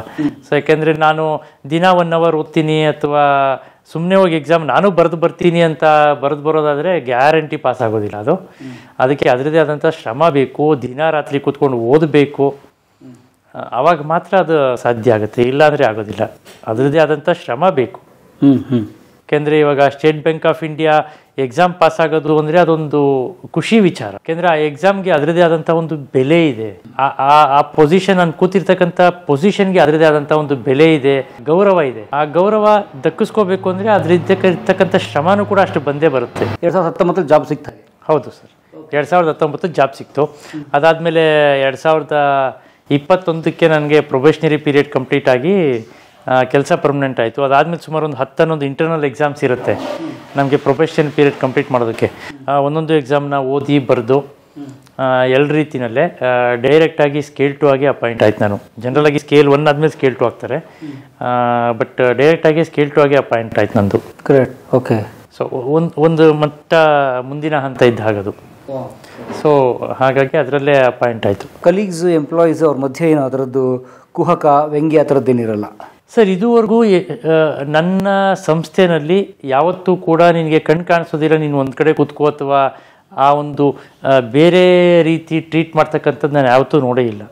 ನಮ್ಮ ಯಾವುದೇ ಸೀನಿಯರ್ ಆಫೀಸರ್ಸ್ ಇರ್ಬೋದು, ನಾನು ಮಾಡೋದಕ್ಕಿಂತ 10% ಎಕ್ಸ್ಟ್ರಾ ಎಕ್ಸ್ಪೆಕ್ಟ್ ಮಾಡ್ತಾರೆ ಹೊರತು ಅಯ್ಯೋ ಪಾಪ ನಿನ್ನ ಕಣ್ಣು ಕಾಣಿಸಲ್ಲ ಕೂತ್ಕೋಪ್ಪ, ಏನೋ ಒಂದೆರಡು ಕಾಲ್ ಮಾಡ್ಬಿಟ್ಟು ಮನೆಗೆ ಹೋಗಪ್ಪ ಯಾವತ್ತೂ ಹೇಳಿಲ್ಲ. ನಮ್ಮ ಬ್ರಾಂಚಲ್ಲಿ ನಾನು 7:30 ಮನೆಗೆ ಹೋಗ್ತೀನಿ ಅಂದ್ರೆ ಇಷ್ಟು ಬೇಕಾಗಕ್ಕೆ ಹೋಗ್ತೀಯಪ್ಪ, 8:30 ಮನೆಗೆ ಹೋಗು ಅಂತಾರೆ. ಸೊ ಆ ಎಕ್ಸ್ಪೆಕ್ಟೇಷನ್ಸ್ ಇದೆಯಲ್ಲ, it's A very right expectation. ಯಾವಾಗ ನಮ್ಮಿಂದ ನಿರೀಕ್ಷೆ ಜಾಸ್ತಿ ಆಗುತ್ತೆ, ಆ ನಿರೀಕ್ಷೆ ಜಾಸ್ತಿ ಇದ್ದಾಗ ಪ್ರೊಡಕ್ಟಿವಿಟಿನೂ ಜಾಸ್ತಿ ಆಗುತ್ತೆ. ಅವಾಗ ಎಲ್ಲರಂತೆ ಆಯ್ತಪ್ಪ ನಿನಗೆ ಕಣ್ಣಿನ ತೊಂದರೆ ಇದೆ, ಬೇಗ ಮನೆಗೆ ಹೋಗ್ಬಿಡು, ಇನ್ನೇನು ಹೇಳೋದು ಕೇಳೋದು ಅಂತ ಹಂಗೆ ಬಿಟ್ಟರೆ ಅಭ್ಯಸ್ತಿ ನಾವು ಹಾಗೆ ಆಗ್ಬೋದೇನೋ, ಅದಕ್ಕೆ ಅಡ್ಜಸ್ಟ್ ಆಗ್ಬಿಡ್ತಾರೆ, ಅದಕ್ಕೆ ಅಡ್ಜಸ್ಟ್ ಆಗ್ಬಿಡ್ತೀವಿ. ಅದ್ರ ಬದಲು ನಮ್ಮ ಸೀನಿಯರ್ಸ್ಗೆ ಒಂದು ಅವೇರ್ನೆಸ್ ತುಂಬ ಇದೆ. ಏಕೆಂದರೆ ಕಣ್ಣಿನ ತೊಂದರೆ ಇರ್ತಕ್ಕಂಥವ್ರು ತುಂಬ ಜನ ಇದ್ದಾರೆ SBIನಲ್ಲಿ. ಸೊ ಅದ್ರ ಏನಾಗುತ್ತೆ ಅಂದರೆ, ಒಬ್ಬ ಇಷ್ಟು ಕೆಲಸ ಮಾಡಿದ್ರೆ ನಾನು ಅವನಿಗಿಂತ ಚೆನ್ನಾಗಿ ಕೆಲಸ ಜಾಸ್ತಿ ಮಾಡ್ತೀನಿ, ನನಗಿಂತ ಇನ್ನೂ ಚೆನ್ನಾಗಿ ಕೆಲಸ ಮಾಡೋರು ಜಾಸ್ತಿ ಸಿಗ್ಬೋದು. ಆವಾಗ ಏನಾಗುತ್ತೆ, ಆ ಒಂದು ಪಾಸಿಟಿವ್ ಕಾಂಪಿಟೇಷನ್ ಬೆಳೆಯುತ್ತೆ, ಪ್ಲಸ್ ಎಕ್ಸ್ಪೆಕ್ಟೇಷನ್ಸ್ ಕೂಡ ಜಾಸ್ತಿ ಆಗುತ್ತೆ. ಆ ಎಕ್ಸ್ಪೆಕ್ಟೇಷನ್ಸ್ ಯಾವಾಗ ಜಾಸ್ತಿ ಆಗುತ್ತೆ, ನಮ್ಮ ಪ್ರೊಡಕ್ಟಿವಿಟಿನೂ ಜಾಸ್ತಿ ಆಗುತ್ತೆ. ನಿಮಗೆ ಅಂತ ರಿಸರ್ವೇಷನ್ಸ್ಗಳಿದ್ದು ಮಾಡಿದಾರಾ ಸರ್ಕಾರ? ಕೆಲವೊಂದು % ರಿಸರ್ವೇಷನ್ ಇದ್ದೇ ಇರುತ್ತೆ. ಬಟ್ ಯಾವತ್ತೂ ಕೂಡ SBI ರಿಸರ್ವೇಷನ್ ಅಂತ ಯಾರನ್ನೂ ಕೂಡ ಟ್ರೀಟ್ ಮಾಡಿಲ್ಲ. ಅದೊಂದು ಒಳ್ಳೆ ವಿಚಾರ. ನೀನು ನಾರ್ಮಲಾಗಿ 4 ಜನ ಎಂಪ್ಲಾಯ್ ಥರ ನೀನು ಕೆಲಸ ಮಾಡಬೇಕು, ನೀನು ದುಡಿಬೇಕು, ನೀನು ಸಂಬಳ ತೊಗೋಬೇಕು. ಅವ್ರೇನು ಕೆಲಸ ಮಾಡ್ತಾರೆ, ನೀನು ಅದನ್ನೇ ಮಾಡಬೇಕು. ಅವರೆಷ್ಟು ಪ್ರೊಡಕ್ಟಿವಿಟಿ ಕೊಡ್ತಾರೆ. ಸಂಸ್ಥೆ ನಿನಗೆ ಇಷ್ಟೆಲ್ಲ ಫೆಸಿಲಿಟಿ ಕೊಟ್ಟಿದೆ ಅಂದರೆ ನಿನ್ನಿಂದ ಸಂಸ್ಥೆಗೆ ಏನಾದರೂ ಒಂದು ಬೇಕೇ ಬೇಕಲ್ವಾ. ಸೊ ಆ ಕಾಂಟ್ರಿಬ್ಯೂಷನ್ನ ಎಕ್ಸ್ಪೆಕ್ಟ್ ಮಾಡೋದ್ರಲ್ಲಿ SBI is A very good place. ಏಕೆಂದರೆ ನಮಗೆ ಎಷ್ಟು ಚೆನ್ನಾಗಿ ನೋಡ್ಕೋತಾ ಇದೆ ಸಂಸ್ಥೆ, ಅಷ್ಟೇ ಚೆನ್ನಾಗಿ ನಾವು ಕೂಡ ಸಂಸ್ಥೆಗೆ ನಮ್ಮ ಕೈಲಾದಂಥ ಒಂದು ಸೇವೆನ ಅಥವಾ ನಮ್ಮ ಕಸ್ಟಮರ್ಸ್ಗೆ ಆಗ್ಬೋದು, ಗ್ರಾಹಕರಿಗೆ ಆ ಸೇವೆ ಮಾಡ್ತಾನೆ ಇದ್ದೀವಿ ನಾವು. ಇಂಟರ್ನ್ಯಾಷನಲ್ ಲೆವೆಲಲ್ಲಿ ನಾನು ನಮ್ಮ ಬ್ರ್ಯಾಂಚಲ್ಲಿ ಅಂತಾರಾಷ್ಟ್ರೀಯ ಯಾರು ಗ್ರಾಹಕರು ಇರ್ತಾರೆ, ಇಂಟರ್ನ್ಯಾಷನಲ್ ಕಸ್ಟಮರ್ಸು, ಅವ್ರನ್ನ ಹ್ಯಾಂಡಲ್ ಮಾಡೋದು ಮ್ಯಾಕ್ಸಿಮಮ್ ನಾನೇ. ಯಾಕೆಂದರೆ ಅವ್ರದ್ದು ಟೈಮಿಂಗ್ಸ್ ಎಲ್ಲ ಸ್ವಲ್ಪ ಹೆಚ್ಚು ಕಮ್ಮಿ ಇರುತ್ತೆ. ವಾಟ್ಸಪ್ ಮುಖಾಂತರ ಕಮ್ಯುನಿಕೇಟ್ ಮಾಡಬೇಕಾಗತ್ತೆ. ಅವ್ರ ಕಾಲು ನಮ್ಮ ಲ್ಯಾಂಡ್ಲೈನಿಗೆ ಮಾಡೋಕ್ಕಾಗಲ್ಲ. ಸೊ ಆ ಕಮ್ಯುನಿಕೇಟ್ ಮಾಡಬೇಕಾಗತ್ತೆ. ನಾನು ಆಲ್ಮೋಸ್ಟ್ 10-15 ದೇಶಗಳ ಕಸ್ಟಮರ್ಸ್ ನನ್ನ ಜೊತೆ ಕಾಂಟ್ಯಾಕ್ಟಲ್ಲಿದ್ದಾರೆ. ಪ್ರತಿಯೊಬ್ಬರಿಗೂ ಕೂಡ, ಯಾರಿಗೂ ಕೂಡ ಗೊತ್ತಿಲ್ಲ ನನಗೆ ಕಣ್ಣಿನ ತೊಂದರೆ ಇದೆ ಅಂತ. ನೀವು ಅದನ್ನು ರಿವೀಲೇ ಮಾಡಿಲ್ಲ ನೀವು? ಗೊತ್ತು, ಏನಕ್ಕೆ ಅವಶ್ಯಕತೆ ಏನು ಬೇಕು, ಅವ್ರಿಗೆ ಏನು ಸರ್ವಿಸ್ ಬೇಕು ನಾನು ಕೊಡ್ತಾ ಇದ್ದೀನಿ. ವಾಟ್ಸಪ್ಪಲ್ಲಿ ಏನು ಕಮ್ಯುನಿಕೇಟ್ ಮಾಡಬೇಕು ಮಾಡ್ತಾಯಿದ್ದೀನಿ, ಇಮೇಲ್ಸಲ್ಲಿ ಏನು ಕಮ್ಯುನಿಕೇಟ್ ಮಾಡಬೇಕು ಮಾಡ್ತಾಯಿದ್ದೀವಿ. ಅವ್ರ ಕೆಲಸ ಆಗ್ತಾಯಿದೆ. ಸೊ ಇಲ್ಲಿ ನನ್ನ ಕಣ್ಣಿನ ತೊಂದರೆ ಅನ್ನೋ ಪ್ರಶ್ನೆನೇ ಬರೋದಿಲ್ವಲ್ಲ ಅಲ್ಲಿ. ಸೊ ಕಸ್ಟಮರ್ಗೆ ಏನು ಬೇಕು ಆ ಸರ್ವಿಸ್ ಸಿಗ್ತಾ ಇರೋವಾಗ ಎಷ್ಟೋ ಜನ ಬಂದಾಗ ಅಂದ್ಕೊಂಡಿದ್ದಾರೆ ಗೊತ್ತೇ ಇರಲಿಲ್ವಲ್ಲ, ಮತ್ತು ನೀವೇನು ನನಗೆ ಮೆಸೇಜ್ ಮಾಡಿದ್ರಿ, ಅವ್ರಿಗೆ ಆಶ್ಚರ್ಯ. ನೀವು ಹೆಂಗೆ ನನಗೆ ಮೆಸೇಜ್ ಮಾಡ್ತಾಯಿದ್ರಿ, ನೀವೆಂಗೆ ನನಗೆ ಇಮೇಲ್ ಕಳಿಸ್ತಾಯಿದ್ರಿ, ನೀವೇನು ಅಥವಾ ಬೇರೆಯವ್ರ ಕೈಲಿ ಮಾಡಿಸ್ತಾ ಇದ್ದ? ಇಲ್ಲ, ನಾನೇ ಮಾಡ್ತಾಯಿದ್ದೆ. 2 ನಿಮಿಷ ಯೋಚನೆ ಮಾಡಿ ಆಮೇಲೆ ಓಕೆ ನಾನು ತೋರಿಸಿದ್ಮೇಲೆ ನಂಬ್ತಾರೆ ಕಸ್ಟಮರ್ಸು. ಹೌದಾ ಈಗ ಅಂತ. ಈ ಥರ ತುಂಬ ಘಟನೆಗಳಾಗಿದೆ ಕಸ್ಟಮರ್ಸು. ಸೊ ಹಾಗಾಗಿ ಆ ಥರ ಪರಿಚಯ ಆದವ್ರಂತೂ ಇವತ್ತು ಕೂಡ ವಾಪಸ್ ಅಬ್ರಾಡ್ಗೆ ಇಲ್ಲಿಗೆ ಬಂದು ವಾಪಸ್ ಅಬ್ರಾಡ್ ಹೋದ್ಮೇಲೂ ಕೂಡ ಅಟ್ಲೀಸ್ಟು ಉಭಯ ಕುಶಲೋಪರಿ ವಿಚಾರಿಸೋಕ್ಕಾದರೂ ಕಾಲ್ ಮಾಡ್ತಾರೆ ನಮಗೆ. ಆ ಥರ ಎಷ್ಟೋ ಜನ ಇದು ಗೊತ್ತಾದ ಮೇಲೆ ನಮ್ಮ ಸೀನಿಯರ್ ಅಫಿಷಿಯಲ್ಸ್ಗೆ, ನಮ್ಮ ಚೇರ್ಮನ್ಗೆ ಅಥವಾ CGMಗೆ ಮೇಲ್ ಬರೆದು ಅಪ್ರಿಸಿಯೇಷನ್ ತಿಳಿಸಿದ್ದಾರೆ. ಈ ಥರ ನಿಮ್ಮ ಬ್ರ್ಯಾಂಚಲ್ಲಿ ಒಬ್ಬ ಶರತ್ ಅಂತ ಇದ್ದಾರೆ, ಗೊತ್ತಾಯ್ತು ಅವ್ರಿಗೆ ಈ ರೀತಿ ತೊಂದರೆ ಇದೆ, ಬಟ್ ನನಗೆ ಗೊತ್ತಿರಲಿಲ್ಲ, ಈ ಥರ ಸರ್ವಿಸ್ ತೊಗೊಂಡಿದ್ದೀನಿ, we are highly satisfied by Sharath or SBI ಅಂತ ಎಷ್ಟೋ ಕೂಡ ಅಪ್ರಿಸಿಯೇಷನ್ಸ್ ಮೇಲ್ ಕಳಿಸಿದ್ದಾರೆ for even including chairman of SBI. So ಅದೊಂದು ಖುಷಿ ವಿಚಾರ ಅಲ್ವಾ. ಸೊ ನನ್ನ ಕೆಲಸ ಮಾಡುವಾಗ ನನ್ನ ಅಂಗವಿಕಲತೆ ಯಾವಾಗ ಅಡ್ಡ ಬರೋದಿಲ್ಲ. ಅದರಿಂದ ನಾನು ಜನರಿಗೆ ಅಥವಾ ನಮ್ಮ ಗ್ರಾಹಕರಿಗೆ ಒಳ್ಳೆ ಸೇವೆ ಕೊಡೋದೇ ಆದರೆ ಸೊ ಅದಕ್ಕಿಂತ ಖುಷಿ ವಿಚಾರ ಏನು ಬೇಕು. ನಾನು ತಗೊಳ್ಳೋ ಸಂಬಳಕ್ಕೆ ಜಸ್ಟಿಸ್ ಕೊಟ್ಟ ಹಾಗಾಗತ್ತಲ್ಲ. ಸೊ ಹಾಗಾದ್ರೆ ನಮ್ಮನ್ನು ತಡೆಯೋರು ನಾವು ಮಾತ್ರ? ಹೌದೌದು, ನಮ್ಮನ್ನು ನಾವೇ ತಡಿಬೇಕು ಸರ್. ನಿಮ್ಗೆ ಆ ಒಂದು ಕತೆ ಗೊತ್ತಿರಬೇಕಲ್ಲ, ಚಿಕ್ಕ ಆನೆಗೆ ಏನದು ಚೈನ್ ಹಾಕಿಟ್ಟು ಬೆಳೀತಾ ಅದು ದೊಡ್ಡದಾದ್ಮೇಲೆ ಆ ಚೈನ್ನ ಕೀಳೋಂಥ ಕೆಪಾಸಿಟಿ ಇದ್ರೂ ಕೂಡ ಅದು ಕೀಳೋದಿಲ್ಲ, ಯಾಕೆಂದರೆ ತನ್ನನ್ನು ತಾನು ಬಂಧಿಸ್ಕೊಂಡಿರುತ್ತೆ. ಅದೇ ರೀತಿ ನನಗೆ ಕಾಣಲ್ಲ ಅಂತ ನಾನು ಮನೇಲೇ ಕೂತಿದ್ರೆ ಮನೇಲೇ ಕೂತ್ಕೋಬೇಕಾಗತ್ತೆ, ಹೊರಗಡೆ ಹೋಗಬೇಕು. ಇವಾಗ ನಮ್ಮ ತಂದೆಯವರು ಕಳಿಸ್ಬಿಟ್ರಲ್ಲ, ಹೋಗಿ ನೀನು ಬೆಂಗಳೂರಲ್ಲಿ ಒಬ್ಬನೇ ಇರು, PG ಇರ್ತೀಯ, ಎಲ್ಲಿರ್ತೀಯ, ಓಡಾಡ್ತೀಯ, ಮಾಡ್ಕೊ. ಅವರು ಇವತ್ತು ಕೂಡ ಮಾತು ಹಂಗೆ ಹೇಳಿದ ಜ್ಞಾಪಕ ಇದೆ, ಬದುಕಿದ್ರೆ ಬದುಕಿರ್ತೀಯ, ಸತ್ತರೆ ಸಾಯ್ತೀಯ, ಹೋಗೋ, ಏನಾಗಲ್ಲ. ಇದೇ ಮಾತು ಹೇಳಿ ಕಳಿಸಿದ್ರು ನಮ್ಮ ತಂದೆಯವರು. ಬದುಕಿದ್ರೆ ಬಾ, ಸತ್ತರೆ ಹೋಗು, ಹೋಗಿ ದುಡ್ಕೊಂಡು ತಿನ್ನೋವು, ಇದೇ ಮಾತು ಹೇಳಿದ್ರು ನಮ್ಮ ಅಪ್ಪ ಅವರು. ಸೊ ಆ ಚಾಲೆಂಜ್ ಮೇಲೆ ಬಂದು ಕೂಡ ನಾನು ಇವತ್ತು ಜೀವನ ರೂಪಿಸ್ಕೊಳಕ್ಕಾಯ್ತು. ಇವತ್ತು ಕೂಡ ನಮ್ಮ ಬ್ರ್ಯಾಂಚ್ಗೂ ಬಂದು ನೋಡೋದಿಲ್ಲ ಅವರು, ಯಾವ ಬ್ರ್ಯಾಂಚಲ್ಲಿದ್ದೀನಿ ಅಂತ ನಮ್ಮ ತಂದೆಯವ್ರಿಗೆ ಗೊತ್ತೇ ಇಲ್ಲ. ಎಲ್ಲಪ್ಪ ಸಂಬಳ ಕೊಡಲಿ ಮಗ, ಇಲ್ಲ ಏನೂ ಇಲ್ಲ. ನಮ್ಮ ಮನೆಯಿಂದ ಬರೋವಾಗ ನಮ್ಮಪ್ಪ ಇದುವರೆಗೂ ನನಗೆ 5 ಪೈಸೆ ಅಂತ ಕೊಡೋದಿಲ್ಲ, ಕೇಳೋದು ಇಲ್ಲ. ನೀನೇನು ಮಾಡ್ತೀಯಪ್ಪ ಸಂಬಳ ಕೊಡು ಅಂತಲೂ ಕೇಳಲ್ಲ. ಅಷ್ಟೇ, ನಿನ್ನ ಜೀವನ ನೀನು ರೂಪಿಸ್ಕೊ. ಬೇರೆ ಯಾರಾದರೂ ಸ್ಟೂಡೆಂಟ್ಸ್ ಅವ್ರಿಗೆ ಫೋನ್ ಮಾಡಿಬಿಟ್ಟು ಸರ್ ಹಿಂಗೆ ನಂದು ಇಂಟರ್ವ್ಯೂ ಇದೆ ಅಂದರೆ ಬರ್ತೀನಿ ತಡಿಯಪ್ಪ ಅಂತ ಹೋಗ್ತಾರೆ ಅವರು. ಯಾಕೆಂದರೆ ಸಮಾಜಮುಖಿ ವ್ಯಕ್ತಿ ಅವರು. ಮೊದಲಿಂದನೂ ತುಂಬ ಕಷ್ಟಗಳನ್ನು, ಹೆದರಿಕೆಗಳನ್ನು, ಬೆದರಿಕೆಗಳನ್ನು, ಅವ್ರ ವಿಚಾರಗಳನ್ನು ಹೇಳಬೇಕು ಅಂದರೆ ತುಂಬ ಬೆದರಿಕೆಗಳನ್ನು ನೋಡಿದವರು ಅವರು. ಯಾವ ಒಬ್ಬ ಬಾಬಾನ ಚಿಕ್ಕಬಳ್ಳಾಪುರದಲ್ಲಿ ಇದು ಮಾಡೋಕ್ಕೆ ಹೋಗಿದ್ರೆ ನಿನ್ನ ಮಗಳು ಒಬ್ಬಳೇ ಕಾಲೇಜ್ಗೆ ಹೋಗ್ತಾಳೆ, ಹುಷಾರಾಗಿರ್ರಿ ಅಂತ ಬೆದರಿಕೆ ಬಂದಿತ್ತು. ನಿನ್ನ ಮಗ ಬೆಂಗಳೂರಲ್ಲಿ ಯಾವುದೋ PGಲಿದ್ದಾನೆ, ಒಬ್ಬನೇ ಇದ್ದಾನೆ, ಹುಷಾರಾಗಿರ್ರಿ ಅಂತ ಅವ್ರಿಗೆ ಬೆದರಿಕೆ ಹೋಗಿತ್ತು. ಹಲವಾರು ಕೊಲೆ ಹಗರಣಗಳು. ಮೊನ್ನೆ ಜಸ್ಟ್ ಒಂದು 3 ಮಂತ್ಸ್ ಬ್ಯಾಕು ಬಂದಂಥ ನ್ಯೂಸು, ಅವ್ರಿಗೆ ಸುಪಾರಿ ಕೊಟ್ಟಿದ್ದಾರಂತೆ ಹುಲಿಕಲ್ ನಟರಾಜ್ ಅವ್ರನ್ನ ಕೊಲೆ ಮಾಡಿಸ್ಬೇಕು ಅಂತ. ಅದು ಎಷ್ಟು? 30 ಲಕ್ಷಕ್ಕೆ. ನಾನು ನಮ್ಮ ಅಪ್ಪನ ಹತ್ರ ಕೂತ್ಕೊಂಡು ತಮಾಷೆ, ಅಪ್ಪ ನೀವು ಅಪ್ಪ ಇಷ್ಟೇನ ನಿಮ್ಮ ಬೆಲೆ, ಬರೀ 30 ಲಕ್ಷ ಮಾಡೋರಲ್ಲಪ್ಪ, ಅಟ್ಲೀಸ್ಟ್ ಒಂದು 2-3 ಕೋಟಿ ಆದರೂ ಇರಬೇಕಿತ್ತಲ್ಲಪ್ಪ, ಬರೀ 30 ಲಕ್ಷಕ್ಕೆ ಕಟ್ಟೋರು ನಿಮ್ಮ ಬೆಲೆ ಅಂತ. ಯಾವುದಾದ್ರು ಟೆರರಿಸ್ಟ್ಗೆ ಕೋಟಿಗಟ್ಟಲೆ ಬೆಲೆ ಕಟ್ತಾರೆ, ನೀವು ಇಷ್ಟು ಸಮಸ್ಯೆ ಬರೀದ್ರೆ ಬರೀ 30 ಲಕ್ಷನ ಅಂತ ಆಡ್ಕೊಂಡು ನಗ್ತಾ ಇರ್ತೀವಿ. ಸೊ ಅಷ್ಟು ಲೈಟಾಗಿ ತೊಗೋತೀವಿ. ನಮ್ಮ ಅಪ್ಪನೂ ಅಷ್ಟೇ ಲೈಟಾಗಿ ತೊಗೋತಾರೆ. ಜೀವ ಹೋದ್ರೋಯ್ತು ಬಿಡಯ್ಯ, ಸಮಾಜಕ್ಕೆ ಏನೋ ಒಂದು ಒಳ್ಳೆ ಕೆಲಸ ಮಾಡಿದ್ದೀವಿ ಅಷ್ಟೇ. ಆಸ್ತಿ ಅಂತೂ ಮಾಡಿಲ್ಲ ನಮ್ಮಪ್ಪ. ನೀವು ನಮ್ಮ ಮನೆಗೆ ಹೋದಾಗ ನೋಡಿರ್ಬೇಕು, ನಮ್ಮ ತೋಟದಲ್ಲಿ ಗಿಡ ಮರಗಳೆಲ್ಲ ಬೆಳೆದಿದೆ, ಒಂದು ಹಣ್ಣು ಇದುವರೆಗೂ ಮಾರಿಲ್ಲ. ಯಾರು ಬೇಕಾದರೂ ಬಂದು ತಿನ್ಕೊಂಡು ಹೋಗ್ಬೋದು. ಅದು ಆ ಜಮೀನು ಕೂಡ ಏನದು ಅವರು ಮಾನಸಿಕ ರೋಗಿಗಳಿಗೆ ಏನು ಕೌನ್ಸಿಲಿಂಗ್ ಮಾಡ್ತಾರೆ ಅದಕ್ಕೋಸ್ಕರನೇ ಬಳಸ್ಕೋತಾರೆ. ಯಾವುದೇ ಒಂದು ಮಗನಿಗೋಸ್ಕರ ಇವತ್ತು ಸೈಟ್ ಮಾಡಿದ್ದೀನಿ, ಮನೆ ಮಾಡಿದ್ದೀನಿ ಅನ್ನೋ ಹಿಸ್ಟ್ರಿನೇ ಇಲ್ಲ. ನಮ್ಮನ್ನು ರೂಪಿಸಿದ್ರು ಹೊರ್ತು ನಮಗೋಸ್ಕರ ಯಾವುದೇ ಆಸ್ತಿನ ರೂಪಿಸಿಲ್ಲ. ನಮ್ಮನ್ನೇ ಆಸ್ತಿಯನ್ನಾಗಿ ಮಾಡಿದ್ರು ನಮ್ಮಪ್ಪ ಅವರು. ಅದು ಪ್ರೌಡು. ಸೊ ಬೆಂಗಳೂರಿಗೆ ಕಳಿಸೋದಲ್ಲ ನಿಮ್ಮ ತಂದೆ ಹೋಗಿ, ಅವಾಗ ಹಿಂಗೆ ಸರ್ವೈವ್ ಹೋದ್ರಿ ಸರ್? ಸರ್ವೈವು ತುಂಬ ಕಷ್ಟ ಆಗುತ್ತೆ. ಫಾರ್ ಎಕ್ಸಾಂಪಲ್ ಒಂದು ಘಟನೆ ಹೇಳ್ತೀನಿ. ಈ ಥರ ನಾನು ಮೈಸೂರು ಬ್ಯಾಂಕ್ ಸರ್ಕಲ್ ಇದೆಯಲ್ಲ, ಅಲ್ಲಿಂದ ನಡ್ಕೊಂಡು ಹೋಗ್ತಾ ಇದ್ದೆ. ಹೋಗೋವಾಗ ಏನಾಗಿತ್ತು, ತುಂಬ ಮಳೆ ಬಂದಿತ್ತು, ತುಂಬ ನೀರು ನಿಂತಿತ್ತು. ನೀರು ತುಂಬ ಹಗಲವಾಗಿ ನಿಂತುಬಿಟ್ಟಿದೆ. ಅದು ಹಸಿರು ಪಾಚಿ ನೀರು. ನಾನೇನು ಮಾಡೋಣ, ಈ ಪ್ಲ್ಯಾಟ್ಫಾರ್ಮಿಂದ ರೋಡಿಗೆ ಜಂಪ್ ಹೊಡೆಯೋಣ ಅಂತ ಹೇಳ್ಬಿಟ್ಟು ಲಾಂಗ್ ಜಂಪ್ ಮಾಡಿದೆ. ಅವಾಗಿನ್ನ ಸ್ವಲ್ಪ ಕಾಣಿಸ್ತಾ ಇತ್ತು, ಚೂರು ಚೂರು ಕಾಣಿಸ್ತಾ ಇತ್ತು.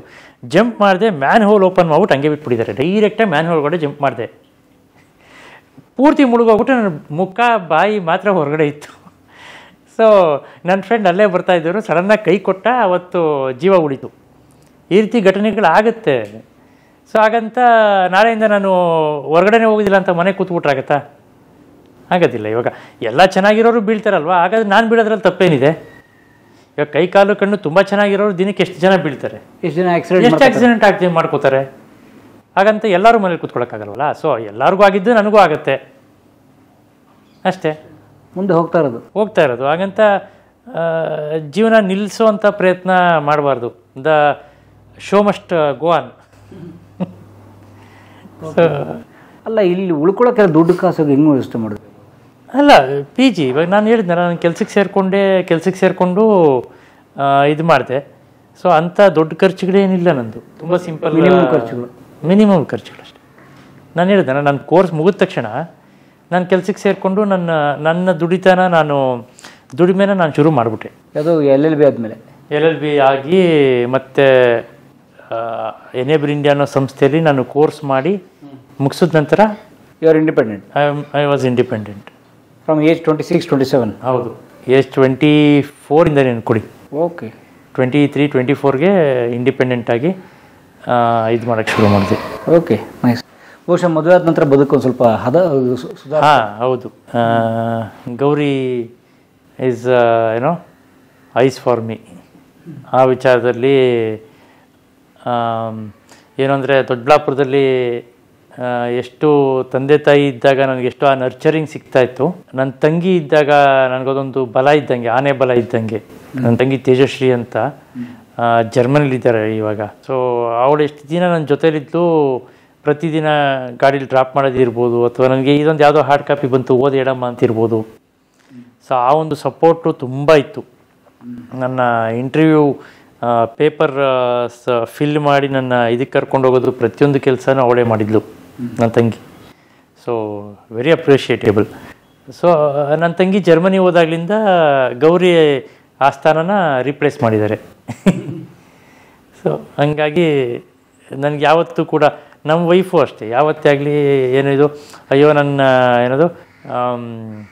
ಕಣ್ಣು ತೊಂದರೆ ಇರೋರು ಮದುವೆ ಆಗಿದ್ದೀನಿ, ಆ ಒಂದು ಫೀಲ್ ಯಾವತ್ತೂ ಕೂಡ ನಾನು ಬರೋಕ್ಕೆ ಬಿಟ್ಟಿಲ್ಲ. ಅವರು ಆ ಒಂದು ಫೀಲ್ ನನಗೆ ಯಾವತ್ತೂ ಎಕ್ಸ್ಪ್ರೆಸ್ ಮಾಡೇ ಇಲ್ಲ. ನೋಡಿ, ಅವ್ರ ಗಂಡ ಬೈಕಲ್ಲಿ ಕೂರಿಸ್ಕೊಂಡು ಹೋಗ್ತಾನೆ, ನನಗೆ ಅದೃಷ್ಟ ಇಲ್ಲ ಅನ್ನೋ ಫೀಲ್ ನನ್ನ ಹೆಂಡತಿಗೆ ಯಾವತ್ತೂ ಬಂದಿಲ್ಲ. ಬರ್ದಿರೋದಕ್ಕೆ ಎರಡೂ ಕಾರಣ ಇರುತ್ತೆ. ಅವರು ಪ್ರಪಂಚನ ಅಥವಾ ನನ್ನನ್ನು ಹೇಗೆ ನೋಡ್ತಾರೆ, ನಾನು ಪ್ರಪಂಚನ ಅಥವಾ ಅವ್ರನ್ನ ಹೇಗೆ ನೋಡ್ತೀನಿ, ಇಬ್ಬರ ಕಡೆಯಿಂದ ಎಕ್ಸ್ಪೆಕ್ಟೇಷನ್ಸ್ ಹೇಗಿರುತ್ತೆ ಅನ್ನೋದ್ರ ಮೇಲೆ ಡಿಪೆಂಡ್ ಆಗುತ್ತಲ್ವಾ. ಈ ಸಿನಿಮಾಗೆ ಹೋಗ್ಬೇಕು ಅಂತಿರುತ್ತೆ, ಹಾಂ, ಅವಾಗ ಹೋಗಲ್ಲ ನೀವು? ಹೋಗಲೇಬೇಕು ಅಂತೇನಿಲ್ಲ. ಇವಾಗ ಕೆಲವೊಂದರಲ್ಲಿ ಕಾಂಪ್ರಮೈಸು. ಫಾರ್ ಎಕ್ಸಾಂಪಲ್, ಸಿನಿಮಾ ನೋಡ್ಬೇಕಾ, ನಡೀರಿ ನೋಡ್ರಿ, ನಿಮ್ಮ ಪಾಡಿಗೆ ನೀವು ನೋಡ್ರಿ ಅಷ್ಟೇ. ಯಾಕೆಂದರೆ ಆಡಿಯೋ ನಾನು ಕೂತ್ಕೊಂಡು ಕೇಳಿಸ್ಕೋಬೋದಲ್ಲ, ಏನು ತೊಂದರೆ. ಹೋಗ್ತೀರಿ. ಹಾಂ, ಬಟ್ ಜನರಲ್ಲ ನಮಗೆ ಸಿನಿಮಾ ನೋಡೋ ಅಭ್ಯಾಸ ಇಲ್ಲ. ನನ್ನ ಅಭ್ಯಾಸಗಳು ಬಂದು ಟ್ರಕ್ಕಿಂಗ್ ಮೇಯ್ನು. ಗೌರಿನೂ ಬರ್ತಾರೆ, ಗೌರಿನೇ ನನ್ನ ಕೈ ಇದ್ದಂಗೆ. ನನ್ನ ಜೊತೆ ಸೇರ್ಕೊಂಡು ಅವರು ಟ್ರಕ್ಕಿಂಗ್ ಕಲ್ತಿದ್ದಾರೆ. ಕರ್ನಾಟಕದಲ್ಲಿ ಯಾವ ಬೆಟ್ಟಗಳನ್ನೂ ಬಿಟ್ಟಿಲ್ಲ, ಎಲ್ಲ ಕಡೆ ಟ್ರಕ್ಕಿಂಗ್ ಹೋಗ್ತಿರ್ತೀವಿ. ಹೆಂಗೆ ಹೋಗ್ತೀರಾ?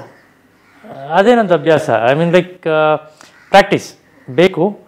ಕೈಯಲ್ಲಿ ಆಬ್ವಿಯಸ್ಲಿ ಸ್ಟಿಕ್ ಇರುತ್ತೆ, ಜೊತೆ ನನ್ನ ಫ್ರೆಂಡ್ಸ್ ಇರ್ತಾರೆ, ಇಲ್ಲ ಗೌರಿ ಇರ್ತಾರೆ. ಎಷ್ಟೇ ಕಷ್ಟವಾದ ಬೆಟ್ಟಗಳನ್ನು ಎಷ್ಟೋ ಜನ ಬಗ್ ನೋಡಿ ಇಲ್ಲ ಇಲ್ಲಿಂದ ಬಿದ್ದರೆ ಮೂಳೆನೂ ಸಿಗಲ್ಲ ಅನ್ನೋ ಜಾಗಗಳಿದೆ ಕೆಲವೊಂದು. ಅಂಥ ಜಾಗಗಳನ್ನು ಬಿಟ್ಟಿಲ್ಲ, ಎಲ್ಲ ಜಾಗಗಳನ್ನ ಹತ್ತಿರಿದ್ಬಿಟ್ಟಿದ್ದೀವಿ. ಅದೇನಾಗುತ್ತೆ ಬಾಗೌರಿ ನೋಡೋಣ ಅಂತ. ಅವಳು ಗೌರಿಗೂ ಅದೇ ಧೈರ್ಯ, ಜನ ಗೌರಿಗೆ ಭಯ ಹಿಡಿಸ್ತಾರೆ, ಯಾಕಮ್ಮ ಕರ್ಕೊಂಡು ಹೋಗ್ತೀಯ ಅಂತ. ನನಗಲ್ಲ, ಅವಳಿಗೆ ಬೈಯೋರು. ಬಿಡ ಏನಾಗುತ್ತೆ ಬನ್ರಿ ಹೋಗೋದು ನೋಡೋಣ, ಶಿವ ಅಂತ ಹತ್ಬಿಡೋದು ಅಷ್ಟೇ. ಎಲ್ಲ ಹತ್ಬಿಡೋದೆ. ಟ್ರೆಕ್ಕಿಂಗ್ ಹೋಗೋದು ಮೇನು.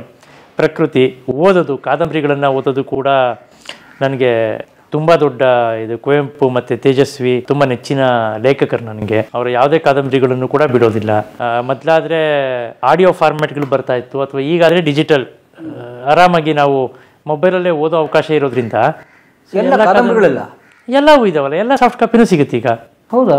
ಹೌದು, ಎಲ್ಲ ಸಾಫ್ಟ್ ಕಾಪಿ. ಇವಾಗ ನನಗೆ ಓದೋ ಆಸೆ ಇದೆ ಅಂದರೆ ಹೋಗಿ ಫಿಸಿಕಲ್ಲಾಗಿ ಬುಕ್ ತಂದು ಪೇಜ್ಗಳನ್ನು ಮಡಚಿ ಓದೋ ಕಾಲ ಹೊರಟೋಯ್ತು.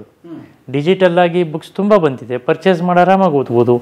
ಅದನ್ನೇ ಎಷ್ಟೋ ಆ್ಯಪ್ಸ್ಗಳು ಇವಾಗ ಅದನ್ನು ಆಡಿಯೋ ಫಾರ್ಮೆಟಿಗೆ ಕನ್ವರ್ಟ್ ಮಾಡಿದ್ದಾರೆ. ನೀವು ಓದೋದು ಬೇಕಾಗಿಲ್ಲ, ಕಿವಿಗೆ ಇಯರ್ಫೋನ್ ಹಾಕೊಂಡು ಕೇಳಿಸ್ಕೋಬೋದು ಎಷ್ಟೋ ಕಾದಂಬರಿಗಳನ್ನು. ಓದಲೇಬೇಕು ಅನ್ನೋ ಉದ್ದೇಶ ಇದ್ದರೆ ಹಲವಾರು ಮಾರ್ಗಗಳು ಇದ್ದೇ ಇರುತ್ತೆ. ಸೊ ಹಾಗಾಗಿ ನನ್ನ ಹವ್ಯಾಸಗಳಿಗೆ ಯಾವತ್ತೂ ಅಡ್ಡಿ ಆಗಿಲ್ಲ. ನಾನು ಹೇಳಿದಾಗೆ ಕಾಯಿನ್ಸ್ ಇರ್ಬೋದು, ವೆಪನ್ಸ್ ಕಲೆಕ್ಟ್ ಮಾಡೋದಿರ್ಬೋದು, ಅಥವಾ ಚಾರಣಕ್ಕೆ ಹೋಗೋದಿರ್ಬೋದು, ಟ್ರೆಕ್ಕಿಂಗು ಮತ್ತು ಓದೋದಿರ್ಬೋದು, ಯಾವುದೇ ನನ್ನ ಹವ್ಯಾಸಗಳಿಗೆ ಕೂಡ ನನಗೆ ಯಾವತ್ತೂ ಅಡ್ಡಿ ಅಂತ ಅನಿಸಿಲ್ಲ. ಮಗ ಒಬ್ಬನೇ? ಮಗ ಒಬ್ಬನೇ, ಉದಾತ್ ಅಂತ. ಸೊ ಅದನ್ನು ಕಣ್ಣು ಸಮಸ್ಯೆ ಆಗಲಿಲ್ಲ? ಆತನಿಗೆ ಕಣ್ಣು ಸಮಸ್ಯೆ ಆಗಿಲ್ಲ. ಆತನಿಗೆ ಸಮಸ್ಯೆ ಅಂದರೆ ಏನು ಅಂದರೆ ಡಾಕ್ಟರ್ ಹೇಳಿದರು ಏನಂತ ಸಮಸ್ಯೆ ಆಗೋದಿಲ್ಲ ಮಗುಗೆ ಅಂತ. ಸೊ ಹಾಗಾಗಿ ಅವನಲ್ಲೇನೋ ಅಂಥ ಲಕ್ಷಣಗಳು ಕಂಡು ಬಂದಿಲ್ಲ ಸದ್ಯಕ್ಕೆ. ಗ್ರೇಟ್, ಓಕೆ, ಚೆನ್ನಾಗಿ ಓದ್ತಾನೆ. ಸೊ ಅವನು ಅವ್ರ ತಾತನ ಥರ ಪವಾಡಗಳನ್ನು ಬಯಲು ಮಾಡೋ ಕೆಲಸ ಆಲ್ರೆಡಿ ಶುರು ಮಾಡಿದ್ದಾನೆ. ಅವ್ರ ತಾತ ಕರ್ಕೊಂಡೋದಾಗೆಲ್ಲ ಅವನು ಕೈ ಮೇಲೆ ಕರ್ಪೂರ ಇಟ್ಕೊಂಡು ನೋಡಿ ಇದರಿಂದ ಏನೂ ಆಗಲ್ಲ ಅಂತ ಮಾಡಿ ತೋರಿಸ್ತಿರ್ತಾನೆ. ಅವನು ಕೂಡ ನಿಮ್ಮೆಣ್ಣು ಕುಯ್ದರೆ ಕೆಂಪು ಕಲರ್ ಆಗೋದು. ಹೌದು, ಅವೆಲ್ಲ ಅವನು ಮಾಡಿ ತೋರಿಸ್ತಾನೆ ಹಾಗೆ. ಓಕೆ, ಬಟ್ ಕೆಲವು ಹೇಳ್ತಾರಲ್ಲ ಇದು ನಿಮಗೆ ದೇವ್ರ ಶಾಪ, ಧರ್ಮ. ಹೌದು, ಟಿವಿಲೇ ಕೂತ್ಕೊಂಡು ಯಾವುದೋ ಒಂದು ಮೀಡಿಯಾದಲ್ಲಿ ನೋಡು ಹುಲಿಕಲ್ ನಟರಾಜ್ ನೀವು ದೇವ್ರ ವಿರುದ್ಧವಾಗಿ ಮಾತಾಡ್ತೀರಾ, ಅದಕ್ಕೆ ನಿಮ್ಮ ಮಗನದ್ದು ಕಣ್ಣು ಹೋಗ್ಬಿಟ್ಟಿದೆ ನೋಡಿ ಅಂತ. ಸೊ ಅದನ್ನು ಮಾತಾಡ ದೇವ್ರ ವಿರೋಧ ಯಾರು ಮಾತಾಡಿದ್ದಾರೆ? ದೇವ್ರ ವಿರುದ್ಧ ನಮ್ಮ ತಂದೆಯವರು ಯಾವತ್ತೂ ಕೂಡ ಮಾತಾಡಿಲ್ಲ. ಅವರು ಮಾತಾಡೋದು ಮೂಢನಂಬಿಕೆಗಳ ವಿರುದ್ಧ ಮಾತ್ರ. ಯಾಕೆಂದರೆ ಮೂಢನಂಬಿಕೆ ಅನ್ನೋದು ಮನುಷ್ಯನ ಮನಸ್ಸು ಮತ್ತು ಅವನ ಆರ್ಥಿಕತೆಯನ್ನು, ಸಾಮಾಜಿಕತೆಯನ್ನು ಪ್ರತಿಯೊಂದೂ ಕೂಡ ಹೊಸಕಾಕ್ಬಿಡುತ್ತೆ ಮೂಢನಂಬಿಕೆ. ಸೊ ಆ ನಂಬಿಕೆಗಳ ವಿರುದ್ಧ ಹೋರಾಡೋದು. ಯಾಕೆಂದರೆ ಎಷ್ಟೋ ಜನ ಯಾವುದೋ ವಾಸ್ತು ಮಾಡಿಸ್ತೀನಿ ಅಥವಾ ಯಾವುದೋ ಪೂಜೆ ಮಾಡಿಸ್ತೀನಿ ಅಥವಾ ಇನ್ನೊಂದೇನೋ ಮಾಡಿಸ್ತೀನಿ ಅಂತ ತುಂಬ ದುಡ್ಡು ಕಳ್ಕೊಂಡಿರ್ತಾರೆ, ಅಥವಾ ದೈಹಿಕವಾಗಿ ಮಾನಸಿಕವಾಗಿ ತುಂಬ ಕುಗ್ಗೋಗಿರ್ತಾರೆ, ಶೋಷಣೆಗೊಳಗಾಕಿರ್ತಾರೆ. ಇಂಥವ್ರ ವಿರುದ್ಧ ಹೋರಾಡಿದ್ದು ಮಾತ್ರನೇ ಹೊರತು ನಮ್ಮ ತಂದೆ ಯಾವತ್ತೂ ಧರ್ಮದ ವಿರುದ್ಧ ಮಾತಾಡೇ ಇಲ್ಲ. ಆದರೆ ಇದರಿಂದ ಎಷ್ಟೋ ಜನದ ಹೊಟ್ಟೆ ತುಂಬೋದು ನಿಂತೋಗಿದೆ. ಆ ಹೊಟ್ಟೆ ತುಂಬೋದು ಯಾರಿಗೆ ನಿಂತೋಗಿದೆ ಅವರು ಹುಲಿಕಲ್ ನಟರಾಜ್ ಅವರ ಒಂದು ವಿಚಾರಗಳನ್ನು ತಿರ್ಚೋ ಪ್ರಯತ್ನ ಮಾಡಿದ್ದಾರೆ. ಇವರು ಧರ್ಮ ವಿರೋಧಿ, ಅದಕ್ಕೆ ಈ ರೀತಿ ಮಾತಾಡ್ತಾ ಇದ್ದಾರೆ ಹಾಗೆ. ಆದರೆ ನಿಜವಾದ ಅವರ ಒಂದು ಭಾವಾರ್ಥವನ್ನು ಅರ್ಥ ಮಾಡ್ಕೊಳ್ಳೋ ಕೆಲಸ ಯಾರೂ ಮಾಡಿಲ್ಲ. ತುಂಬ ಜನ ಮಾಡಿದ್ದಾರೆ, ಅವರ ಅನುಯಾಯಿಗಳು ತುಂಬ ಜನ ಇದ್ದಾರೆ. ಬಟ್ ಈ ತಿರ್ಚೋ ಅಂಥ ಪ್ರಯತ್ನಗಳು ತುಂಬ ನಡೀತಾ ಇದೆ. ಯಾಕೆಂದರೆ ಅವ್ರಿಗೊಂದು ಧರ್ಮ ವಿರೋಧಿ ಅನ್ನೋ ಪಟ್ಟ ಕಟ್ಟಿದ್ರೆ ಅವ್ರನ್ನ ಸಮಾಜದಿಂದ ನಾವು ದೂರ ಇಡ್ಬೋದು. ಆದ್ದರಿಂದ ಇನ್ನೊಂದು ಸ್ವಲ್ಪ ಜನ ಹೊಟ್ಟೆ ತುಂಬಿಸ್ಕೋಬೋದು. ಇನ್ನೊಂದು 4 ಅಂಗಡಿಗಳು ಹಾಕ್ಬಿಟ್ಟು ನಾವು ಮತ್ತೊಂದು ಮಗದೊಂದು ಮಾಡ್ಬೋದು, ಮೌಢ್ಯ ಬಿತ್ತಬೋದು. ಟಿ ವಿಗಳ ಮುಂದೆ ಕೂತ್ಕೊಂಡು ಹಲವಾರು ವೇಷಭೂಷೆಗಳನ್ನು ಹಾಕ್ಕೊಂಡು ಜನರಿಗೆ ಮೋಸ ಮಾಡ್ಬೋದು. ನಾನು ಪೂಜೆ ಮಾಡ್ತೀನಿ 10 kg ತುಪ್ಪ ಕೊಡು, 15 kg ತುಪ್ಪ ಕೊಡು ಅಂತ ಕೇಳ್ಬೋದು. ನಿನಗೆ ಪೂಜೆ ಮಾಡಿಸ್ತೀನಿ ಬೆಳ್ಳಿ ಬಟ್ಟಲು ಕೊಡು, ಬೆಳ್ಳಿ ಹಸು ಕೊಡು ಅಂತ ಕೇಳ್ಬೋದು. ಈ ಎಲ್ಲ ಜನಗಳ ಹೊಟ್ಟೆ ತುಂಬೋದಕ್ಕೆ ಯಾವಾಗ ಹುಲಿಕಲ್ ನಟರಾಜ್ ಅವರು ಅಡ್ಡ ಆದರೂ ಹುಲಿಕಲ್ ನಟರಾಜ್ಗೆ ಧರ್ಮ ವಿರೋಧಿ ಅಂತ ಪಟ್ಟ ಕಟ್ಟಿಬಿಟ್ಟು ಅವ್ರನ್ನ ಸಮಾಜದಿಂದ ಹೊರಗಡೆ ಹಾಕುವಂಥ ಕೆಲಸಗಳು ತುಂಬ ನಡೀತು. ಹಲವಾರು ಕೊಲೆ ಬೆದರಿಕೆಗಳು ಕೂಡ ನಡೀತು. ನಮ್ಮ ಮೇಲೂ ಕೂಡ ಬೆದರಿಕೆಗಳು ನಡೀತು. ನನಗೂ ಫೋನ್ ಮಾಡಿ ಭಯ ಇಡಿಸೋರಿದ್ದಾರೆ. ಬಟ್ ಯಾವತ್ತೂ ಅದಕ್ಕೆ ತಂದೆಯವರು, ಪೊಲೀಸವರು ಕೂಡ ಹೇಳಿದ್ರು, ನೀವು ಪ್ರೊಟೆಕ್ಷನ್ ತೊಗೊಳ್ಳಿ, ಅವ್ರಿಗೆ ಪೊಲೀಸ್ ಪ್ರೊಟೆಕ್ಷನ್ ಎಲ್ಲ ಇದೆ, ಏನು ತೊಗೊಳ್ಳಿ, ಅದು ಏನಾಗುತ್ತೆ ಬಿಡಯ್ಯ ಹೋಗೋಣ ಅಂತ ಇವತ್ತು ಕೂಡ ರಾತ್ರಿ ಹಗಲು ರಾತ್ರಿ ಯಾವತ್ತು ನೋಡಿದ್ರೆ ಓಡಾಡ್ತಿರ್ತಾರೆ. ಇವತ್ತು ಕೂಡ ಏನೋ ಚನ್ನರಾಯಪಟ್ಟಣಕ್ಕೆ ಹೋಗಿದ್ರಂತೆ, ನಾಳೆ ಮತ್ತೆ ಬಿಜಾಪುರಕ್ಕೆ ಹೋಗಬೇಕು ಅಂತ ರೆಡಿ ಆಗಿದ್ದಾರೆ. ನಾಡಿದ್ದು ಇನ್ನೊಂದು ಯಾವುದೋ ಊರು, ಮತ್ತೊಂದೂರು, ಎಲ್ಲೋ ಹೋಗೋದು, ಯಾವುದೋ ಹಳ್ಳಿಗೆ ಹೋಗೋದು, ಎಲ್ಲೋ ಭಾಷಣ ಮಾಡೋದು, ಎಲ್ಲೋ ಮೂಢನಂಬಿಕೆಯಿಂದ ಜನ ಯಾರೋ ಭವಿಷ್ಯ ಹೇಳ್ತೀನಿ, ಜ್ಯೋತಿಷ್ಯ ಹೇಳ್ತೀನಿ ಅಂತ ಲಕ್ಷಾಂತರ ರೂಪಾಯಿ ಕಿತ್ಕೊಂಡಿರ್ತಾರೆ. ಇವ್ರು ಹೋಗಿ ಆ ಹಣನ ವಾಪಸ್ ಕೊಡಿಸೋದು. ಅಲ್ಲಿ ಪರಿಸ್ಥಿತಿ ಏನಿರುತ್ತೆ ಅಂತ ಗೊತ್ತಿಲ್ಲ, ಯಾರು ಬೇಕಾದರೂ ಹೊಡೆದಾಕ್ಬೋದು ಇವ್ರನ್ನ. ಏನು ಸೆಕ್ಯೂರಿಟಿ ತೊಗೊಳಲ್ಲ, ಒಬ್ಬೊಬ್ಬರೇ ಹೋಗ್ತಾರೆ ಧೈರ್ಯವಾಗಿ. ಬಟ್ 4 ಜನಕ್ಕೆ ಏನೋ ಒಂದು ಒಳ್ಳೇದಾಗುತ್ತಲ್ಲ ಅಷ್ಟೇ ಅವ್ರಿಗೆ ನೆಮ್ಮದಿ, ಅಷ್ಟಲ್ಲೇ ಓಡಾಡೋದು. ಅದು ಬಿಟ್ಟು ಮಗನ ಮನೆಗೆ ಬಂದು ಆರಾಮಾಗಿ ಕೂತ್ಕೊಂಡು 2 ದಿನ ಇದ್ದು ಮೊಮ್ಮಗನ್ನ ಸ್ಕೂಲಿಗೆ ಕರ್ಕೊಂಡೋಗಿ ಡ್ರಾಪ್ ಮಾಡ್ಬಿಟ್ಟು ಬಂದು ಸೊಸೆ ಚೆನ್ನಾಗಿ ಮಾಡಾಕಮ್ಮ ಅನ್ನ ತಿಂತೀನಿ, ಆರಾಮಾಗಿ ಓಡಾಡ್ಕೊಂಡಿರ್ತೀನಿ, ರಿಟೈರ್ಡ್ ಆಗೋಯ್ತು ಲೈಫು, ಈ ರೀತಿ ಜೀವನ ಒಂದಿನಕ್ಕೂ ಬದುಕಿಲ್ಲ ನಮ್ಮ ತಂದೆಯವರು. ಅಟ್ಲೀಸ್ಟ್ ಏನು ಕೆಲಸ ಅಂದರೆ ತೋಟದಲ್ಲಿ ಹೋಗ್ಬಿಟ್ಟು ಅಟ್ಲೀಸ್ಟ್ 4 ಗಿಡ ಆದರೂ ನೆಟ್ಬಿಟ್ಟು, ಇಲ್ಲ ಏನೋ ತೆಂಗಿನ ಬುಡ ಕುಕ್ಕಿ ನೀರಾದರೂ ಹಾಕೋ ಕೆಲಸ, ಗೊಬ್ಬರ ಹಾಕೋ ಕೆಲಸ ಆದರೂ ಮಾಡ್ತಿರ್ತಾರೆ, ಸುಮ್ಮನಂತೂ ಕೂತ್ಕೊಳ್ಳಲ್ಲ. ಸೊ ಅವರ ಒಂದು ಸಿದ್ಧಾಂತಗಳು, ಪ್ರಿನ್ಸಿಪಲ್ಸು ನಮ್ಮ ಮೇಲೂ ಕೂಡ ಅಷ್ಟು ಪ್ರಭಾವ ಬೀರಿದೆ. ಕೂತ್ಕೋಬಾರ್ದು ಸುಮ್ಮನೆ ಅನ್ನೋ ಒಂದು ಮೈಂಡ್ ಸೆಟ್ನ ಸೆಟ್ ಮಾಡಿದೆ ನನಗೂ, ನನ್ನ ತಂಗಿಗೂ, ಅಥವಾ ನಮ್ಮ ಮನೇಲಿ ಎಲ್ರಿಗೂ ಕೂಡ. ಬಟ್ ನಡೀತಾ ಇದೆ ಲೈಫ್? ತುಂಬ ಚೆನ್ನಾಗಿ ನಡೀತಾ ಇದೆ. ಕೊರತೆಗಳಿಲ್ಲ, ಯಾವುದೇ ಕೊರತೆನೂ ಇಲ್ಲ, ಕೊರಗೂ ಇಲ್ಲ, ಯಾವ ಕೊರಗೂ ಇಲ್ಲ. ಕೊರಗೇ ಇಲ್ಲ. ಕೊರಗು ಅಂದರೆ ಬೇರೆ ಬೇರೆ ಕೊರಗುಗಳಿದೆ. ನನಗೆ ಕಣ್ಣಿಲ್ಲ ಅಂತ ಕೊರಗಿಲ್ಲ, ನಮ್ಮ ಅಪ್ಪನ ಜೊತೆ ನಾನು 4 ದಿನ ಖುಷಿಯಾಗಿ ಒಂದು ಟೂರ್ಗೆ ಹೋಗಿಲ್ಲ ಅನ್ನೋ ಕೊರಗಿದೆ. ಸೊ ಈ ರೀತಿ ಕೊರಗುಗಳು ಯಾಕೆಂದರೆ ಸಿಗೋದೇ ಇಲ್ಲ ನಮ್ಮ ತಂದೆಯವರು. ಇದುವರೆಗೂ ನಮ್ಮ ತಂದೆಯವ್ರ ಜೊತೆ 2 ದಿನ ಅಥವಾ 3 ದಿನ ಯಾವತ್ತು ಟೂರ್ ಹೋಗಿದ್ದು ನಮಗೆ ನೆನಪಲ್ಲ, ಇಲ್ಲವೇ ಇಲ್ಲ. ನಾನು ಹೇಳಿದ್ನಲ್ಲ, ನಾನು ಯಾವ ಬ್ರಾಂಚಲ್ಲಿ ಕೆಲಸ ಮಾಡ್ತೀನಿ ಅಂತ ಗೊತ್ತಿಲ್ಲ ಅವ್ರಿಗಿನ್ನ. ಸೊ ಆ ಮಟ್ಟಕ್ಕೆ ಸಮಾಜದೊಳಗಡೆ ಇಳಿದೋಗ್ಬಿಟ್ಟಿದ್ದಾರೆ ಅವರು. ಬಟ್ ನಮಗೂ ಕೂಡ ಅದನ್ನೇ ಹೇಳ್ತಾರೆ ಅವರು, ನೀವು ಅದನ್ನೇ ಮಾಡಿ. ಹುಲಿಕಲ್ ನಟರಾಜ್ ಅವ್ರು ಹಾಕೊಟ್ಟಿರ್ತಕ್ಕಂಥ ಮಾರ್ಗ, ಆಮೇಲೆ ನಾನು ಯಾವತ್ತಾಗಲಿ ಒಬ್ಬ ವ್ಯಕ್ತಿಯಾಗಿರ್ಬಾರ್ದು, ಸಮಾಜದ ವ್ಯಕ್ತಿಯಾಗಿರಬೇಕು ಅನ್ನೋ ಒಂದು ಮಾರ್ಗದರ್ಶನ, ಆಮೇಲೆ ಡಿಪೆಂಡೆನ್ಸಿ ಇರಬಾರ್ದು, ಯಾರ ಮೇಲೆ ಅವಲಂಬಿತರಾಗಿರಬಾರ್ದು, ಸ್ವಾವಲಂಬಿಯಾಗಿರಬೇಕು. ಆಮೇಲೆ ಮೌಢ್ಯತೆ ನಮ್ಮನ್ನು ಯಾವತ್ತೂ ದೂರವಾಗಿರಬೇಕು, ಮೌಢ್ಯತೆ ನಮ್ಮಲ್ಲಿ ಇರಬಾರ್ದು. ಆಮೇಲೆ ವೈಜ್ಞಾನಿಕ ವ್ಯಕ್ತಿಯಾಗಿ ಬೆಳಿಬೇಕು ನಾವು. ಸೊ ವಿಶ್ವಮಾನವನಾಗಬೇಕು ಅನ್ನೋದು ಅವ್ರದ್ದು ಉದ್ದೇಶ, ನನ್ನದು ಉದ್ದೇಶ. ಅಷ್ಟೇ. ಥ್ಯಾಂಕ್ ಯು ಸರ್, ಧನ್ಯವಾದ. ಅಮ್ಮ ಗೌರಿ ಅಮ್ಮ, ನಿಮಗೂ ನಮಸ್ತೆ ಅಮ್ಮ. Thank you. ಇಡೀ ಕುಟುಂಬಕ್ಕೆ ಧನ್ಯವಾದ. ಏನಾಗಲಿ ಮುಂದೆ ಸಾಗುನಿ. ಕಲಾ ಮಾಧ್ಯಮದ ಎಲ್ಲಾ ಎಪಿಸೋಡುಗಳು ನಿಮಗೆ ಸಿಗಬೇಕು ಅಂತಂದ್ರೆ ಕಲಾ ಮಾಧ್ಯಮ ಯೂಟ್ಯೂಬ್ ಚಾನೆಲ್ನ ಸಬ್ಸ್ಕ್ರೈಬ್ ಮಾಡಿ, ಬೆಲ್ ಐಕಾನ್ನ ಕ್ಲಿಕ್ ಮಾಡಿ, ತಪ್ಪದೇ ಮಾಡಿ.